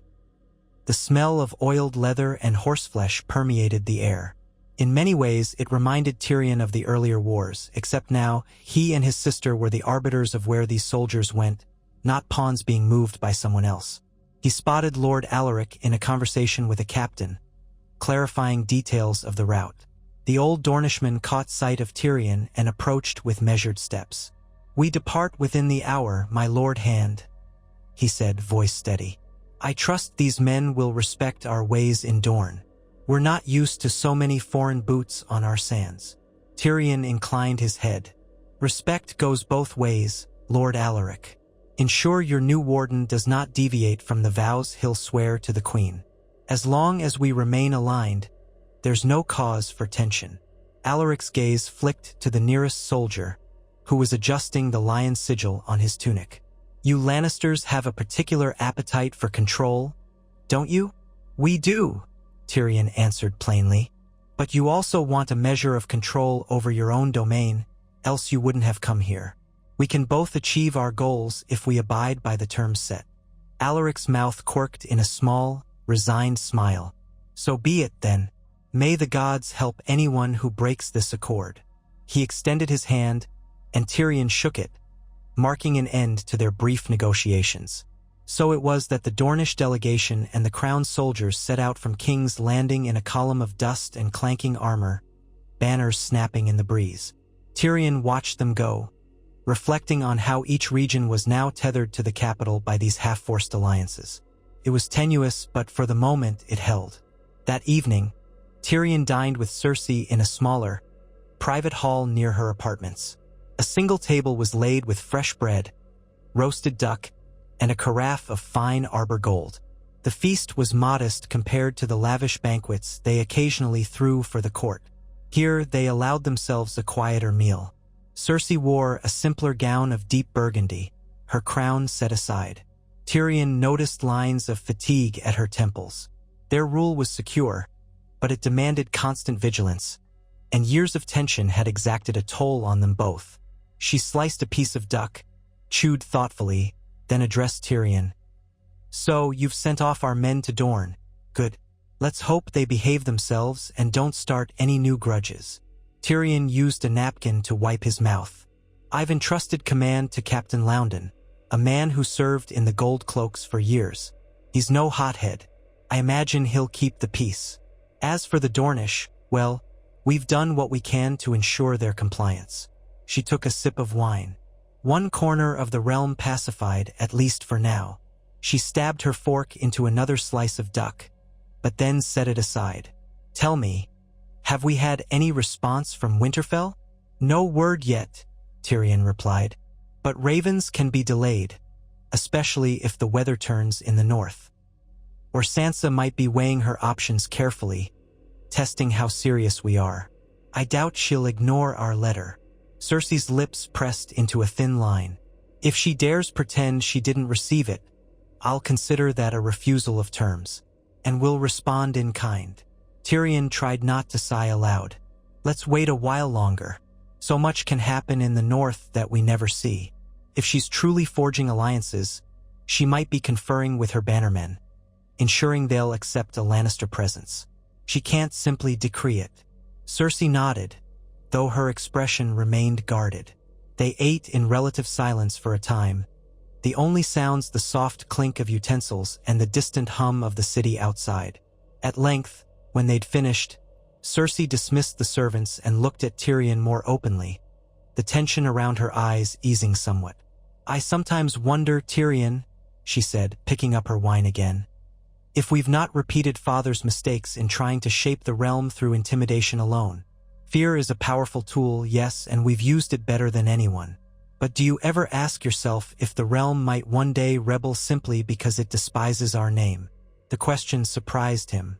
He leaned back, considering his words. "Fear is only one piece. We've also ensured stability. Many in the realm do prefer a stable tyranny to the chaos of warring houses. If we can keep the roads open, the harvest flowing, and the taxes not too burdensome, we may avert a mass uprising. That was always the delicate trick. Use fear to quell the ambitious, but also give the common folk enough peace and bread to keep them from rising."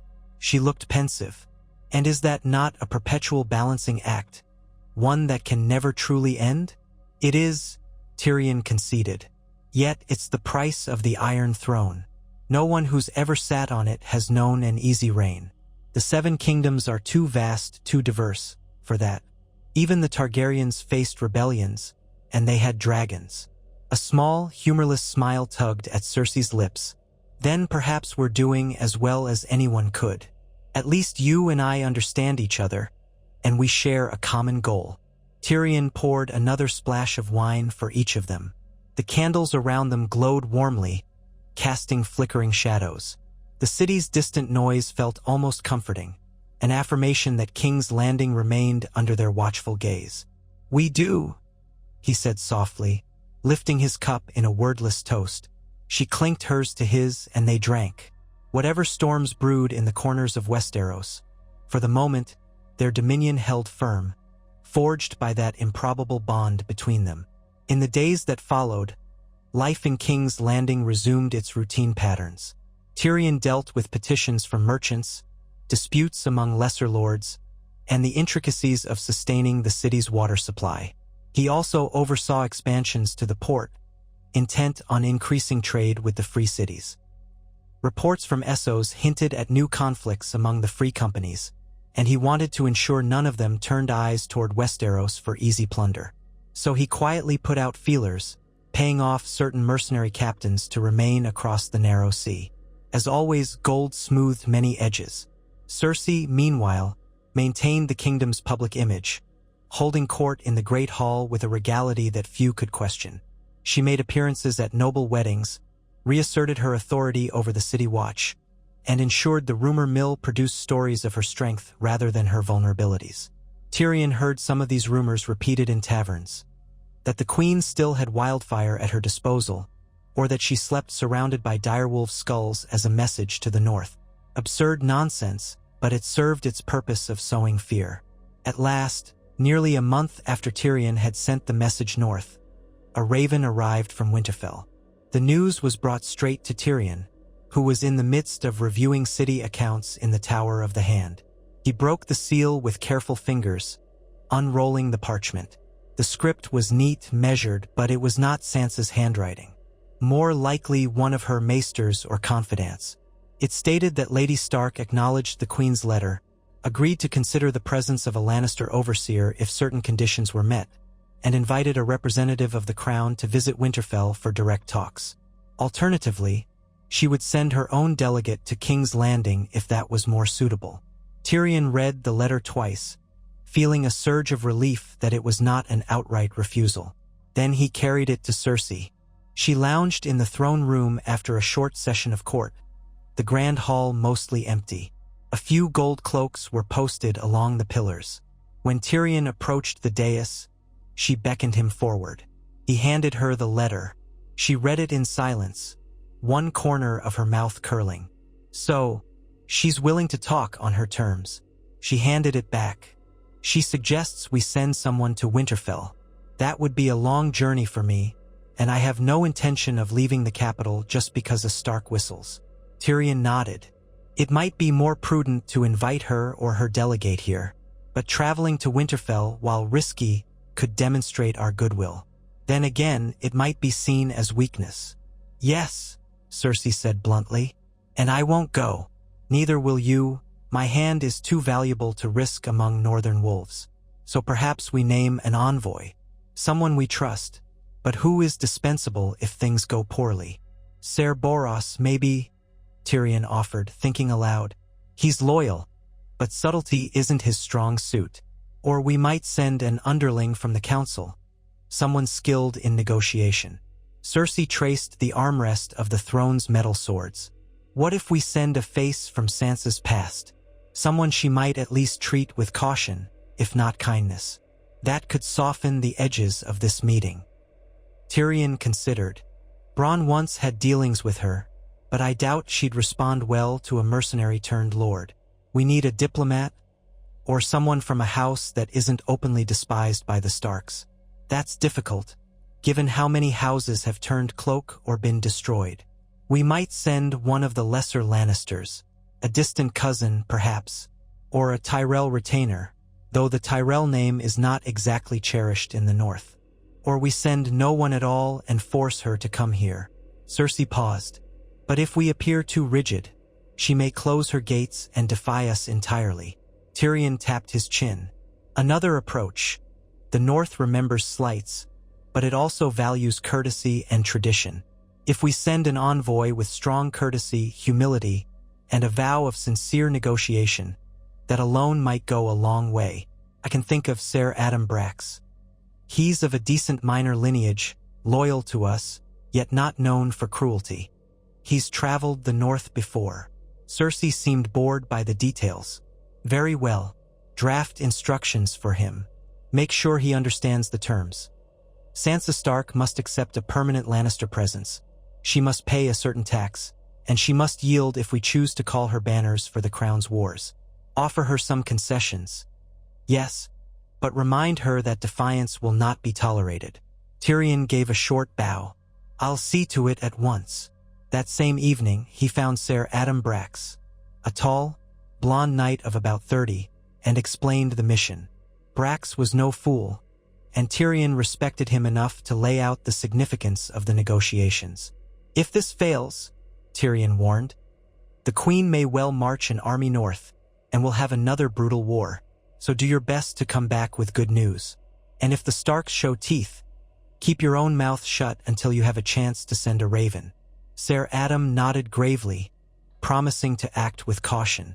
By dawn the next day, he set off with a small retinue of knights and a pair of scribes, carrying official documents and sealed letters from Tyrion.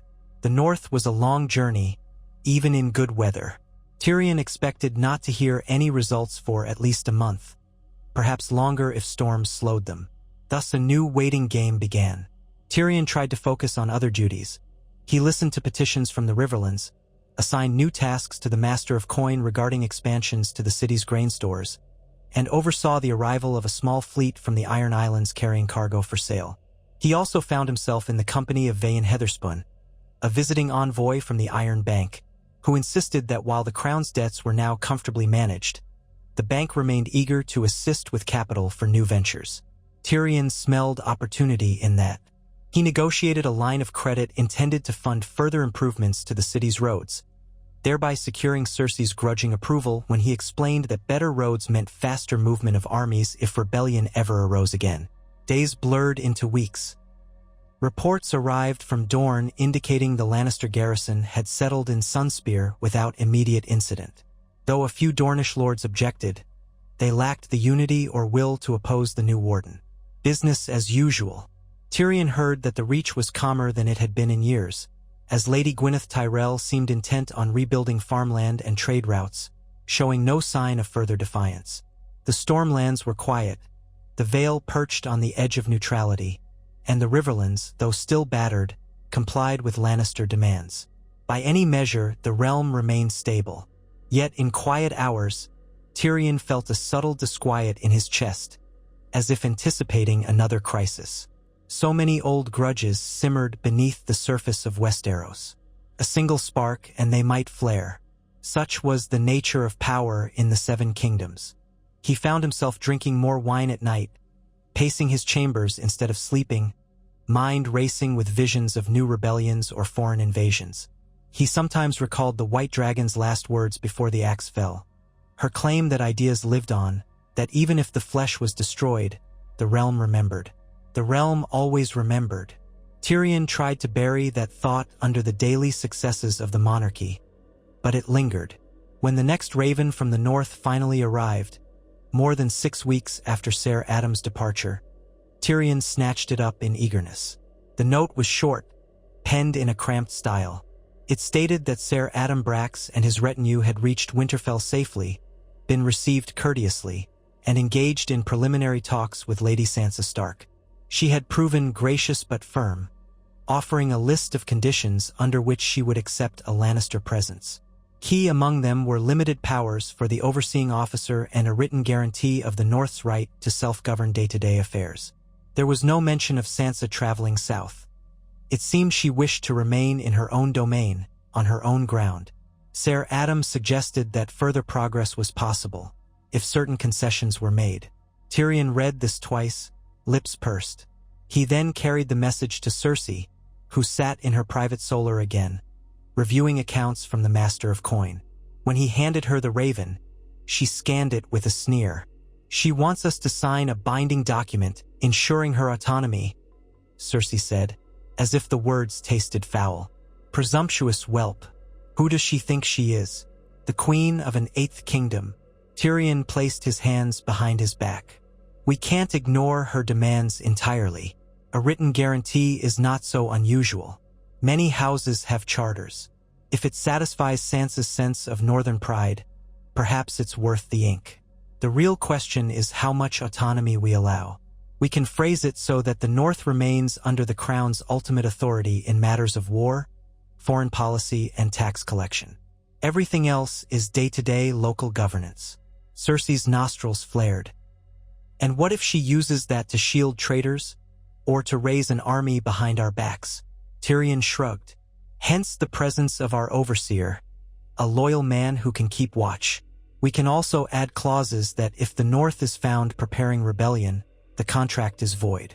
The threat of our armies hasn't vanished. She flicked the parchment onto the table. Very well. Draft such a document. Keep it tight. And we choose the overseer, not her. Make sure that's clear. Of course, Ser Adam is the obvious choice to remain in Winterfell once the negotiations are done, if we trust him to be watchful. Or we might prefer someone less conciliatory once the contract is signed. We'll see, Cersei said. Send Ser Adam new instructions. Tell him to present the crown's official terms. If Sansa balks, we consider it a refusal. Tyrion nodded, already framing the language in his mind. He paused, curiosity piqued. Are you sure you wouldn't prefer to see her here, face to face? Cersei's gaze hardened. I have no desire to give Sansa Stark the chance to parade through my streets, collecting sympathy from those who once pitted her under Joffrey's reign.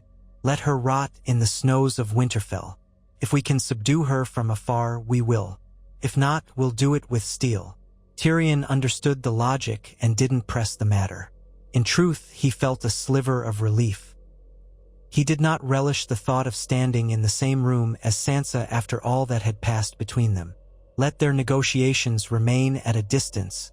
Scribbles of ink on parchment. That was easier for everyone. So he returned to the Tower of the Hand, composed a new set of dispatches for Ser Adam, and sent them north by Raven. The days turned chilly as autumn deepened, but the city remained lively, with caravans arriving to sell goods before winter set in. Tyrion oversaw the distribution of grain to ensure the capital wouldn't face shortages should the weather turn harsh. Cersei continued to hold court, projecting unwavering authority. Another letter came from Ser Adam some weeks later, describing Sansa's cordial acceptance of certain terms and a final point of contention. She demanded that the Lannister overseer in Winterfell be a neutral party in local disputes, not a direct participant. Tyrion found her stance reasonable. Cersei found it insulting, insisting that the overseer must have the right to intervene if the crown's interests were threatened. But after a night of argument, Tyrion persuaded her that a carefully worded clause could give the overseer the authority to act if required, while outwardly posing as neutral. Semantics, but politics often boiled down to semantics. Cersei allowed it. Another raven flew north. Weeks passed again. Finally, word arrived that the contract was signed, with Lady Sansa's seal affixed. The North would remain under the crown but enjoy wide latitude in self-governance, including the right to administer local justice, manage resources, and choose local officials. Taxes to the crown would remain at a standard rate, though the North could petition for a reduction in times of severe hardship. In return, a single Lannister overseer, a post that could be replaced at will by the Queen, would reside in Winterfell, along with a modest retinue to monitor compliance. Should the North be found plotting rebellion, all rights would be revoked and force used. On paper, it looked like a carefully balanced compromise, a testament to Tyrion's negotiation skill. He wondered how it would unfold in practice. Even the best contracts could not quell centuries of northern pride, nor bury old Lannister Stark enmities. Still, the immediate threat of open rebellion seemed to have passed. Cersei studied the final documents with narrowed eyes and eventually muttered, "If it keeps them quiet for a season, it's worth the trouble." Tyrion found himself nodding. For now, peace. Ser Adam soon returned to King's Landing, bearing witness to the final agreement. He reported that Sansa's lords seemed relieved at avoiding war, though he believed some harbored deeper resentments. "They hid it well, my lord, but the north is a land of quiet tempers. Given provocation, they might be formidable foes again." Tyrion dismissed him with thanks and a warning to keep his observation private. He then went to Cersei to confirm how they would place the permanent overseer. She considered, then chose a man named Ser Malwyn Tarbeck, a Lannister loyalist from a minor branch of House Tarbeck.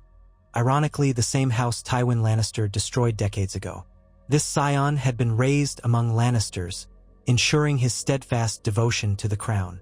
Tyrion had reservations about the Tarbeck name stirring old bitterness, but Cersei insisted his loyalty was beyond question, and that was what mattered. So Ser Malwyn Tarbeck departed for Winterfell with 50 men. The North, for its part, appeared to accept his presence, reluctantly perhaps, but legally bound. Another region folded into the patchwork of Lannister rule. In the weeks that followed, Tyrion noticed a subtle change in the atmosphere of King's Landing. The knowledge that Dorne and the North had effectively submitted, in however tenuous a form, seemed to embolden Cersei's confidence. She paraded through the streets with less armed escort, invited lords and ladies to elaborate feasts once more, and even reopened the old dragon pits as a site for public assemblies, though the notion of actual dragons was, of course, long gone. She enjoyed reminding the realm that the might of House Lannister had succeeded where so many had failed in forging a lasting peace. Yet Tyrion also noticed an undercurrent of weariness in her. On certain nights, when they met to share updates over wine, she'd sink into her chair with a tired slump, massaging her temples as if plagued by headaches. They rarely spoke of personal matters, but Tyrion sometimes wondered if the burden of absolute power was slowly chipping away at her. Certainly weighed on him. The countless negotiations, the endless vigilance, the knowledge that a single misstep could plunge the realm back into bloodshed. His own nights were restless. He prowled the corridors at odd hours, sometimes ending up near the throne room. Gazing at the Iron Throne in the flicker of torchlight, he'd remember the wars that had led them here. The beheadings, betrayals, alliances, all culminating in this fragile tapestry of forced peace. Father would have been proud, he supposed, if only to see the Lannister name so firmly entrenched. But father was long gone, and in his place stood two siblings who had once loathed each other, now bound in a partnership that shaped the fate of millions. Another year passed in this uneasy stability. The North adhered to the terms, Dorne abided by the new warden, the Riverlands produced their harvest, and the crown's coffers swelled with trade. King's Landing expanded, new buildings rising beyond the old walls, commerce flowing from the ports to the city center. Some whispered that the capital had never been so prosperous. Others muttered about the heavy taxes and harsh enforcement, but they did so quietly, out of earshot of the gold cloaks. Throughout that year, Tyrion and Cersei dealt with scattered minor troubles. A rebellious band of outlaws near the Trident who claimed fealty to the ghost of House Tully. A handful of Ironborn reavers raiding the coast. A dispute in the Vale over the regency of the Eyrie. Each time, they responded with the same mixture of negotiation and threat, ensuring the realm's overarching compliance. No single challenge loomed large enough to threaten the unbreakable Lannister dominion. But as the second year began drawing to a close since the White Dragon's execution, rumors seeped in from Essos that a new Sellsword company had formed, one proclaiming itself the Wrath of the Dragon, led by exiles who supposedly revered the Targaryen line. Tyrion received the news in the form of a coded message from one of his contacts in Pentos. He brought it to Cersei immediately. She laughed when she heard the name. Another group of fools clinging to a dead dynasty. Let them crow in Essos all they want. They can't cross the sea without ships, and we control enough of the naval routes to block them. Tyrion, however, maintained a cautious perspective. They might find backing among those who hate us, or maybe a wealthy magister in Volantis who dreams of dethroning House Lannister. Sellsword companies can grow dangerous if financed by the right purse. Cersei drummed her fingers on the arm of the throne. Then we ensure they don't set foot on Westerosi soil. If they land, we crush them on the beaches. Send word to the lords of the narrow seacoasts. Offer bounties for any sightings of large Sellsword movements. We'll keep the sea lanes well watched. Tyrion followed her instructions, dispatching messengers and ravens. He also quietly arranged bribes for certain captains in the free cities to report on any attempt by these Wrath of the Dragon mercenaries to commission ships. It felt like a small, annoying puzzle piece in a larger tapestry, but he knew better than to ignore it. The Targaryen name was a powerful symbol, even if no living Targaryen remained to claim it. Months passed, and the Sellsword rumor remained just that. A rumor. The realm carried on. Tyrion found himself overseeing the building of new roads connecting King's Landing to Rosby and other nearby towns. Cersei toyed with the idea of re-establishing a formal city watch in Old Town under Lannister control, but eventually decided it was not worth the cost. The daily grind of governance continued, and for the first time in many years, Tyrion allowed himself to think that perhaps they had achieved what so many rulers failed to secure: a lasting peace. A harsh peace, yes, a tapestry of intimidation and cunning deals, but it seemed to hold. Then, one crisp morning, Tyrion stood on the Red Keep's ramparts, gazing at the city bathed in early sunlight. Ships dotted the harbor, flags bearing the Lion of Lannister. A warm wind drifted from the south, rustling the banners overhead. He found himself almost content, though he knew that contentment was dangerous in a land like Westeros. From the corner of his eye, he spied movement below. A group of travelers filing in through the city gates, accompanied by a retinue of gold cloaks. They bore a sigil that was unfamiliar at this distance. Perhaps some new delegation come to treat with the crown. He was about to descend and investigate when a page hurried up the steps, breathless. "My Lord Hand, there is a visitor in the courtyard, asking for you and the Queen by name. She bears a letter sealed with a direwolf sigil." Tyrion's heart jolted. A direwolf? The Stark sigil? "Yes, my lord. She said her name is Willamina Mormont, from Bear Island, and she claims to have urgent news regarding northern affairs." Tyrion's mind raced. Bear Island was a loyal Stark holding, known for the fierce Mormont women. Sansa had hammered out a deal with them when forging her alliances, or so Ser Adams' reports had mentioned. Could this be a new petition, or a crisis? "Very well," Tyrion said. "Escort her to the smaller council chamber. I'll meet her there, and I'll inform the Queen." Before heading to find Cersei, Tyrion took a moment to gather his thoughts. A northern visitor with a direwolf-sealed letter implied something significant, possibly news from Sansa or a development in the agreement. He reminded himself that the North had remained quiet for more than a year, paying taxes as required, sending no complaints. Why break the silence now? He found Cersei in her solar, conferring with Lady Joy Rosby about a minor dispute. The look on Tyrion's face told her something unusual had occurred. He explained, and she dismissed Lady Joy, turning her full attention to him. "So the Starks send an envoy unexpectedly," Cersei said. "Either they've discovered some new grievance, or they want more concessions. This better not be another attempt to pry themselves loose." Tyrion shrugged. "We'll soon find out. Let's speak with her in the council chamber, see what she carries." Together, they made their way there. The chamber was prepared with a small table, some chairs, and 2 gold cloaks standing guard. Willamina Mormont, a tall, broad-shouldered woman of perhaps 30, waited with a stern expression. She wore a plain traveling cloak, mud-spattered from the road, and had a sheathed sword at her hip. A few companions, likely guards from Bear Island, stood near the door. As Tyrion and Cersei entered, Willamina bowed stiffly. Her face was tanned, her hair bound in a single braid. She looked every bit the hardy warrior from the Northern Isles. Cersei's glance was cool, but Tyrion took the lead in greeting her. "Welcome to King's Landing, Lady Mormont," he said. "We were not expecting a representative from Bear Island. You say you come with news?" She nodded, eyes flicking warily to Cersei. "I do. I carry a letter from Lady Stark, intended for you both. We believed it prudent to deliver it in person rather than trusting a raven." Cersei gestured for the letter. "Let's see it." Willamina stepped forward, producing a sealed parchment from inside her cloak. The direwolf sigil in wax was unmistakable. She held it out, and Cersei took it, snapping the seal with a quick motion. Tyrion watched her eyes scan the lines, her brow furrowing. She thrust it toward Tyrion. "Read," she said tersely. Tyrion did, eyebrows inching upward at the words. "I regret to inform the crown that troubles have arisen in the far north, beyond the lands of Winterfell. Raiders from beyond the wall, or wildlings, have come down in small but frequent attacks, targeting outlying villages. My rangers report more are gathering. Our resources are stretched as we rebuild from past wars.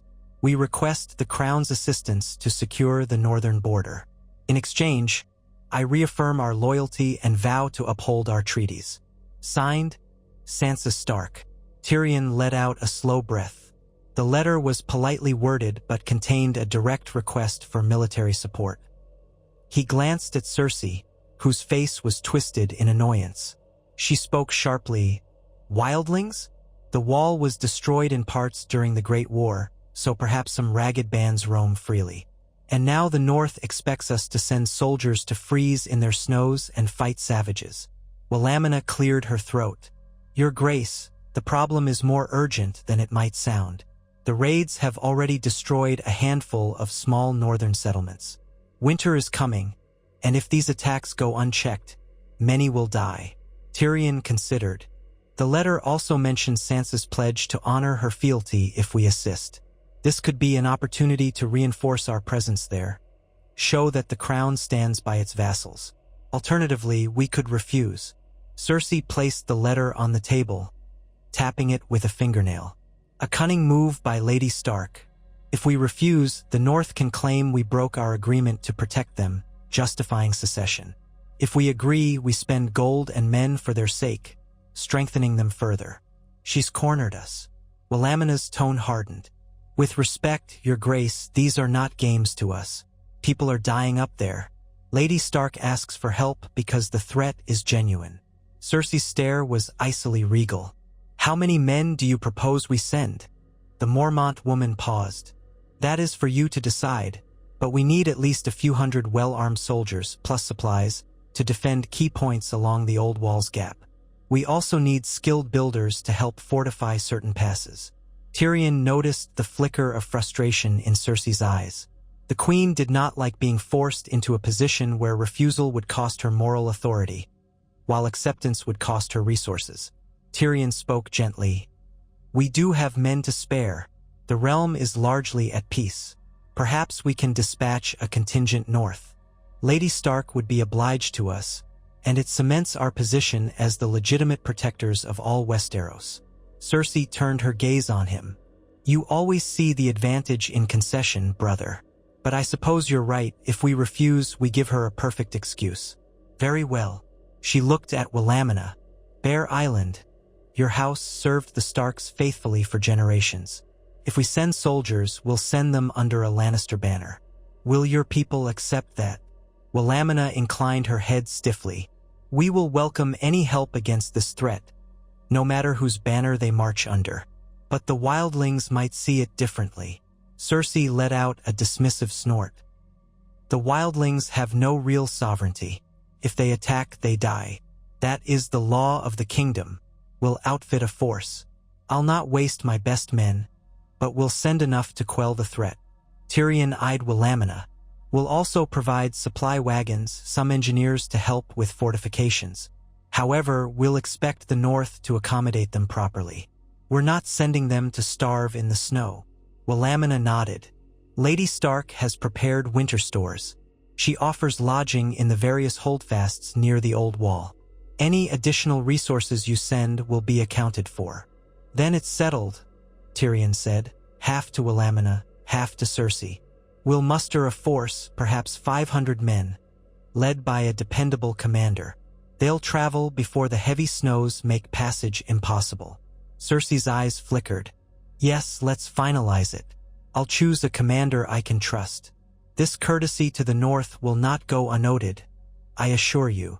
Walamina offered a respectful bow. "Lady Stark thanks you in advance. She will be relieved to hear that the crown stands with its wards. If I may stay in the city until the soldiers are ready, I'll then guide them north." Tyrion gestured for a guard to step forward. See that Lady Mormont is housed comfortably." As they departed, he could sense the tension humming beneath Cersei's controlled exterior. The queen waited until the door shut behind Willamina, then turned to Tyrion, voice taut with irritation. "So the North bleeds us, even if inadvertently. We supply them with men, arms, and resources. And we gain what precisely? A show of good faith," Tyrion said. "A display that the crown protects all corners of the realm. It's how monarchy should function, even if it's inconvenient.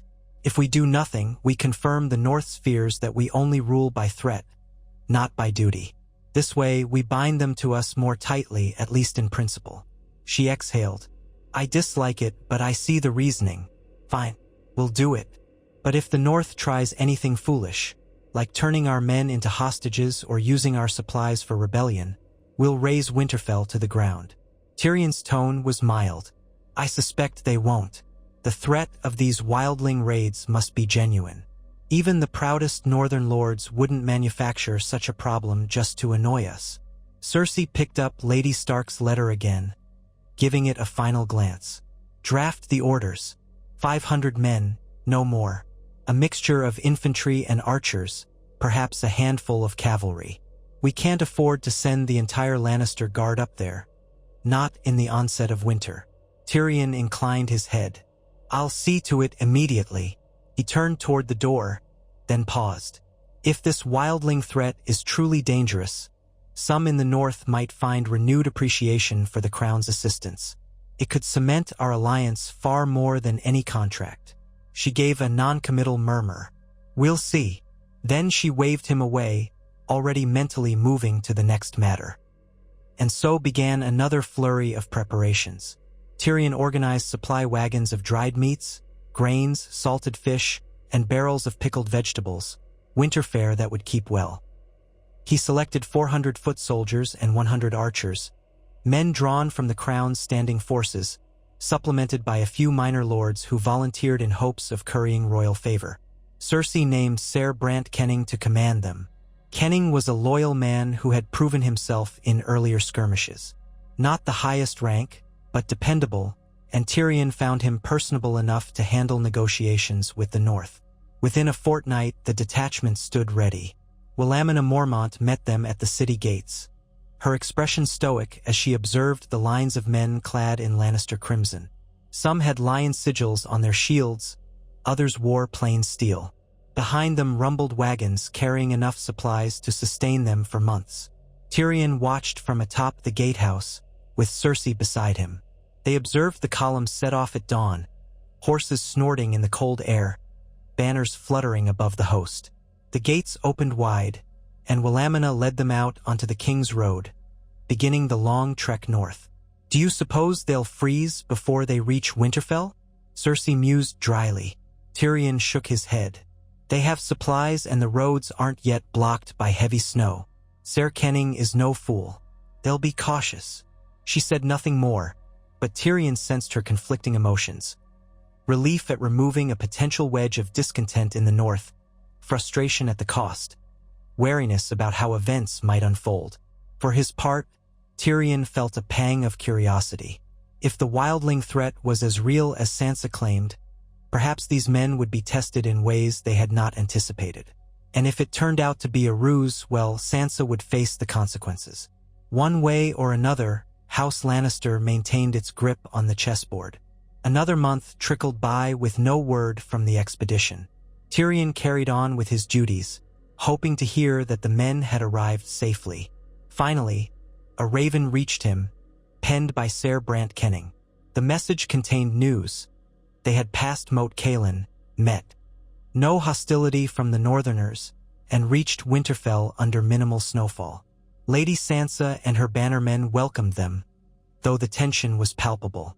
From there, they advanced to the Last Hearth and beyond, finding evidence of wildling raids, burned huts, stolen livestock, villagers slain. The letter ended with a promise to keep Tyrion informed. Tyrion read it with a grim nod. He went to update Cersei, who listened with an air of detached interest. "So it's real," she concluded. "At least we're not wasting men on a fantasy." "Very well. Keep me informed. She had bigger concerns on her mind. Rumors of a plague in the free city of Lys, which might disrupt trade, and the continuing developments with that new Sellsword company in Essos. But the North was not forgotten. Weeks later, another letter arrived, reporting that Crown forces had joined with Northern troops, scouring the outlying regions near the ruins of the Wall. They'd driven back several bands of raiders. Casualties were moderate, but morale was high.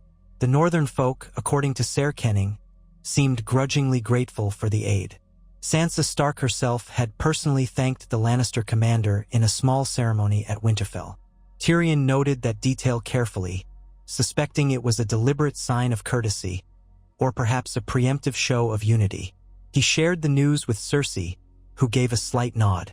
So our men are performing well, and the North is no longer seething with resentment. Good. This might actually cement them more firmly under our rule. Keep the letters coming.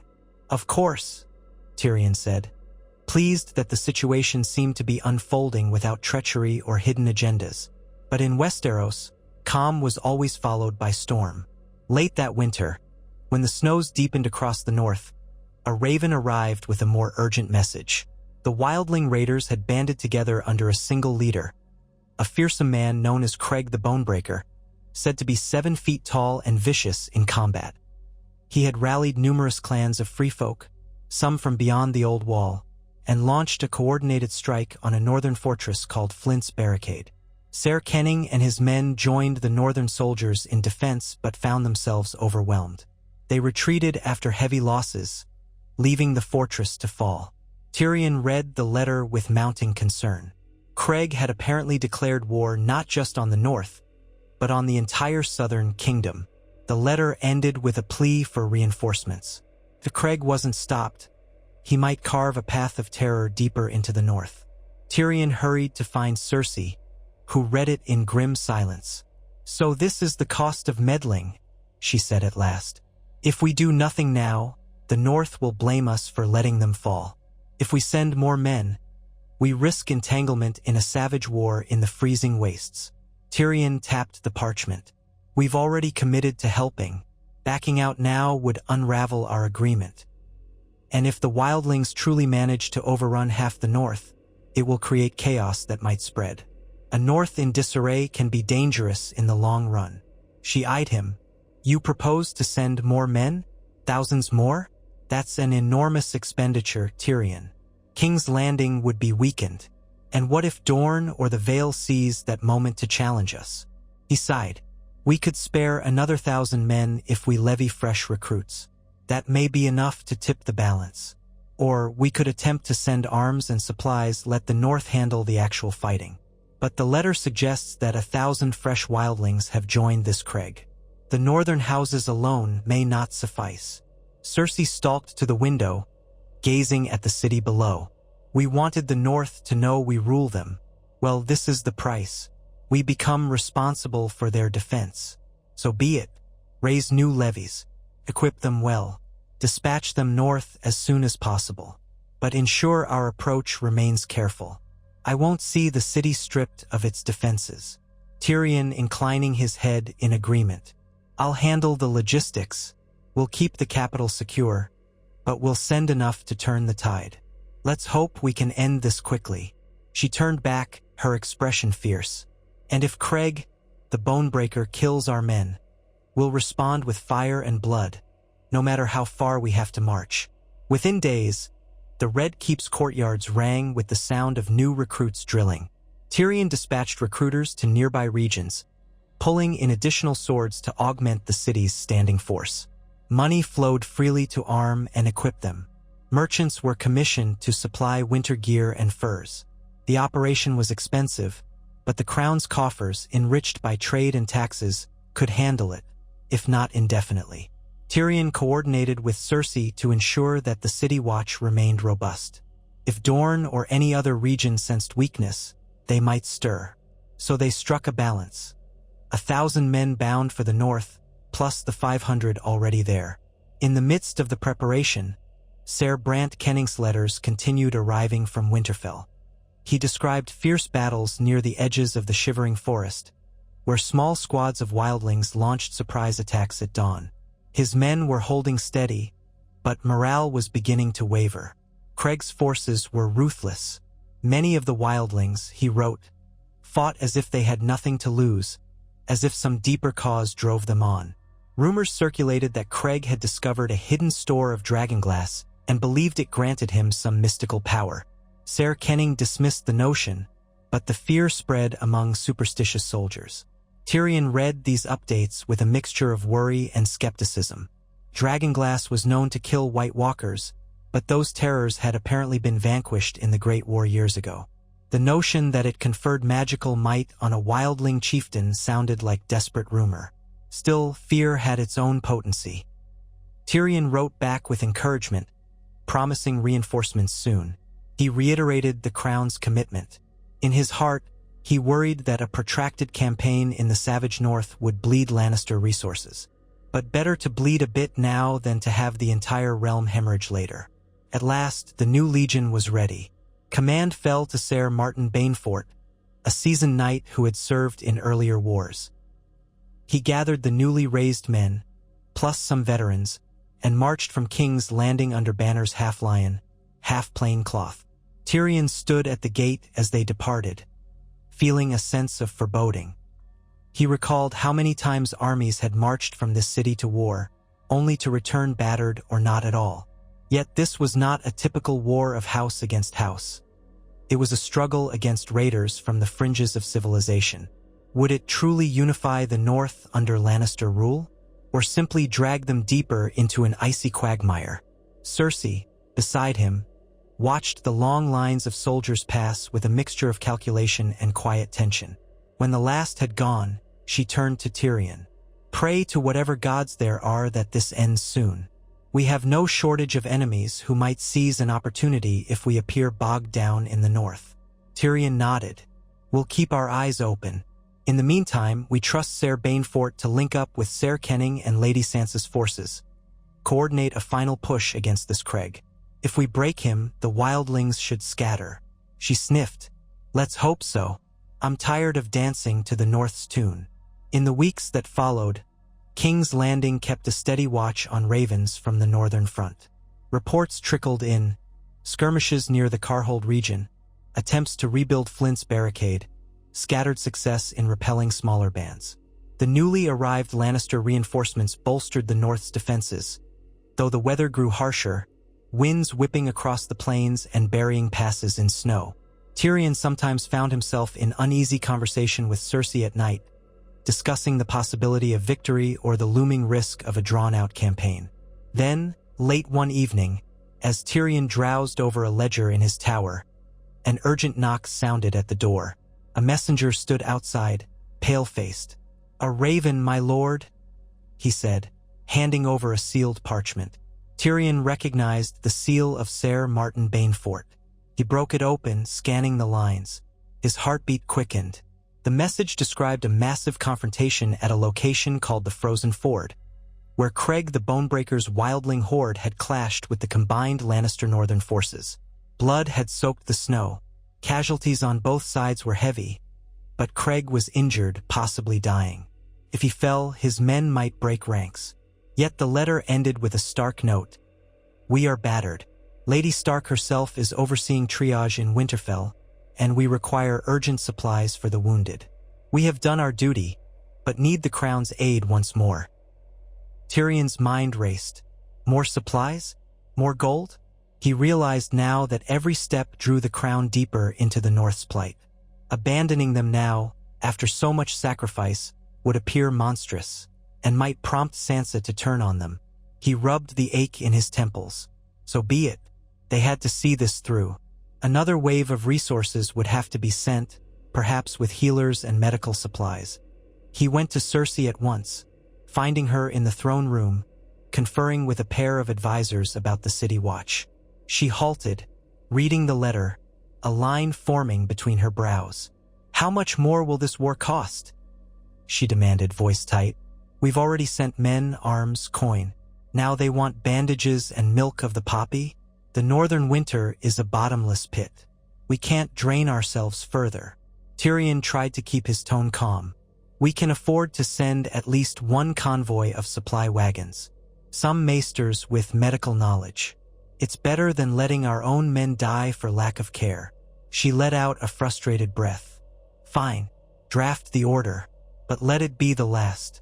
If Sansa Stark needs more than that, she can harvest her own fields. We are not an endless purse for the North." Tyrion nodded, turning to leave. As he did, he saw a flicker of uncertainty in Cersei's eyes, as though even she sensed how precarious this was. The realm might see the Crown's involvement in northern battles as a sign of unity, or a sign that the Lannisters were stretching themselves thin. Other lords might begin testing their boundaries, certain that the Queen's attention was diverted. He spent the next day overseeing the gathering of medical supplies, additional winter gear, and wagons for the wounded. A small group of maesters was recruited from the city's Citadel affiliates. Tyrion personally wrote a letter to Ser Bainfort, urging caution and sending what advice he could about logistics in sub-zero conditions. When the convoy departed, he stood by the city gates again, enveloped in a sense of slow-burning dread. How many men, how many gold dragons, how much effort would it take to shore up the North's battles? Yet there was no alternative if they wanted to keep Sansa Stark from questioning their rule. They had no illusions about the North's grudges. They must see the Crown's support as genuine. Days slipped into weeks, the city's routine unbroken. The supply convoy vanished into the distance. The final ravens of the year arrived from the front, describing how Craig's forces had splintered after his wounding. The last holdouts were scattered. The combined Lannister Northern Army pressed them back into the frigid wastes near the shattered wall. It sounded like victory might be imminent. Tyrion felt relief blossom, hoping that soon the men could return, and the Crown could claim credit for rescuing the North from a savage threat. At last, the snowmelt of early spring approached, and a new message arrived. Tyrion read it in his tower, scanning the lines with a growing sense of finality. Victory at last. Craig the Bonebreaker was slain in single combat by Lord Umber's champion. The wildlings have retreated beyond the remains of the wall. Though scattered pockets may linger, the threat has abated. We have held to our oaths. Much blood was shed, many wounded. Lady Stark expresses her gratitude to the Crown for its assistance, affirming that the North will not forget those who stood by them. Our forces will remain for a brief period to secure the territory, but many now yearn to return home. Ser Martin Bainfort. Tyrion felt tension unwind in his chest. He brought the letter to Cersei, who read it, arching an eyebrow. "So we won," she said, as though not quite believing. "And Sansa thanks us. Perhaps the savage girl has some manners after all." "Apparently," Tyrion said. "It seems we can recall most of our men. We'll leave a token presence if necessary. But let's not keep them in that frozen land any longer than needed." Cersei gave a languid nod. "Yes, bring them back. I have plans to reinforce the City Watch once more. We've proven our might to the North. Let them stew on that victory and the debt they owe us." Tyrion agreed. He sent a raven instructing Ser Martin and Ser Brant Kenning to finalize their mission and return with the bulk of the troops. A second missive to Sansa Stark thanked her for her cooperation and reaffirmed House Lannister's shared guardianship of the realm. His tone was polite but firm, subtly reminding her that the monarchy had delivered in her time of need. Whether she chafed at that reminder or not, it would remain a fact. The snows began to thaw, and with them came the battered columns of Lannister men, limping back along the King's Road. Tyrion went out to greet them near the outskirts of the city, seeing lines of exhausted faces, many with bandaged arms or missing limbs. Soldiers slumped in their saddles, wagons filled with the wounded trailing behind. And yet, there was a certain pride among them, having fought bravely and survived the frigid onslaught. Ser Martin Bainfort rode at the front, face lean and sunken, but he saluted Tyrion sharply. "My Lord Hand," he said, "the North extends its gratitude. They've lost many, but they sing of our men who stood with them at the frozen ford and beyond. We even have a token of thanks from Lady Stark." From a saddlebag, he produced a small chest. Inside, Tyrion found a silver pendant shaped like a direwolf, set with shards of pale moonstone, and a message. To the Crown's men who gave us aid in our darkest winter, the North remembers. Sansa Stark. Tyrion closed the chest quietly, a swirl of conflicting emotions in his chest. That phrase, the North remembers, had once carried ominous weight. Now it was meant as a gesture of respect or even gratitude. The men will appreciate this, he said, handing the box back. Let it be displayed in the throne room as a sign of unity. Ser Martin nodded, as though pleased. Tyrion ordered the city watch to assist in tending the wounded, ensuring they were quartered and fed. The returning soldiers streamed through the city gates, onlookers parting to watch them pass. Some murmured about the cost of it all. So many missing limbs, so many bandages. Others called out half-hearted cheers, uncertain whether to celebrate a victory so far away. Still, as the weeks went by, it became evident that the campaign had bolstered House Lannister's standing. Word spread that the Crown had proven itself a protector, not just a tyrant. Loyalists praised the Queen for her decisive action. Even some of the small folk, who typically grumbled about taxes, whispered that at least the Queen kept the realm united. No new rebellions stirred. Dorne remained quiet under its watchful warden. The Reach thrived under Lady Gwyneth's stewardship, and the North, having survived a winter incursion, stayed at peace, bound by the gratitude or at least the memory of Lannister aid. Tyrion, contemplating it all, acknowledged that this new age of Lannister rule, built on cunning alliances, strategic force, and the strange sibling pact between him and Cersei, might yet endure for years.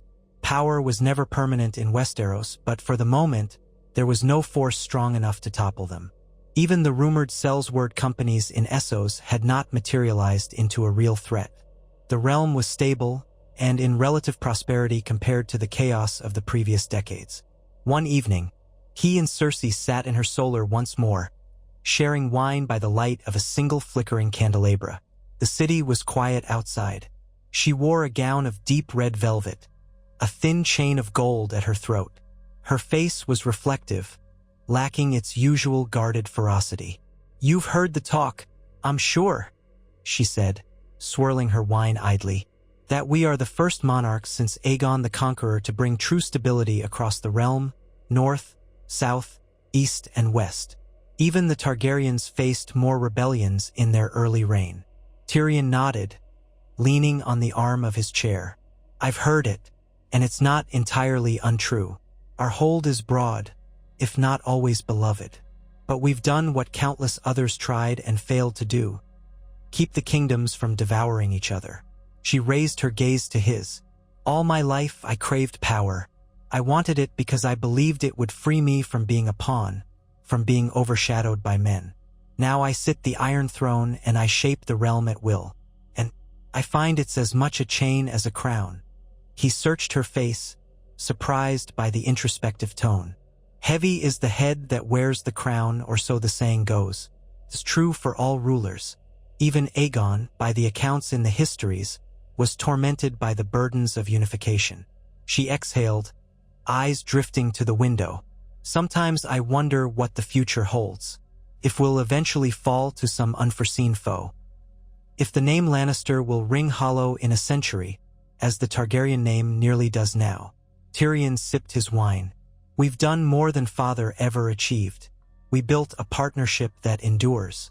And as long as we remain united, I doubt any threat can truly topple us." "Not right away."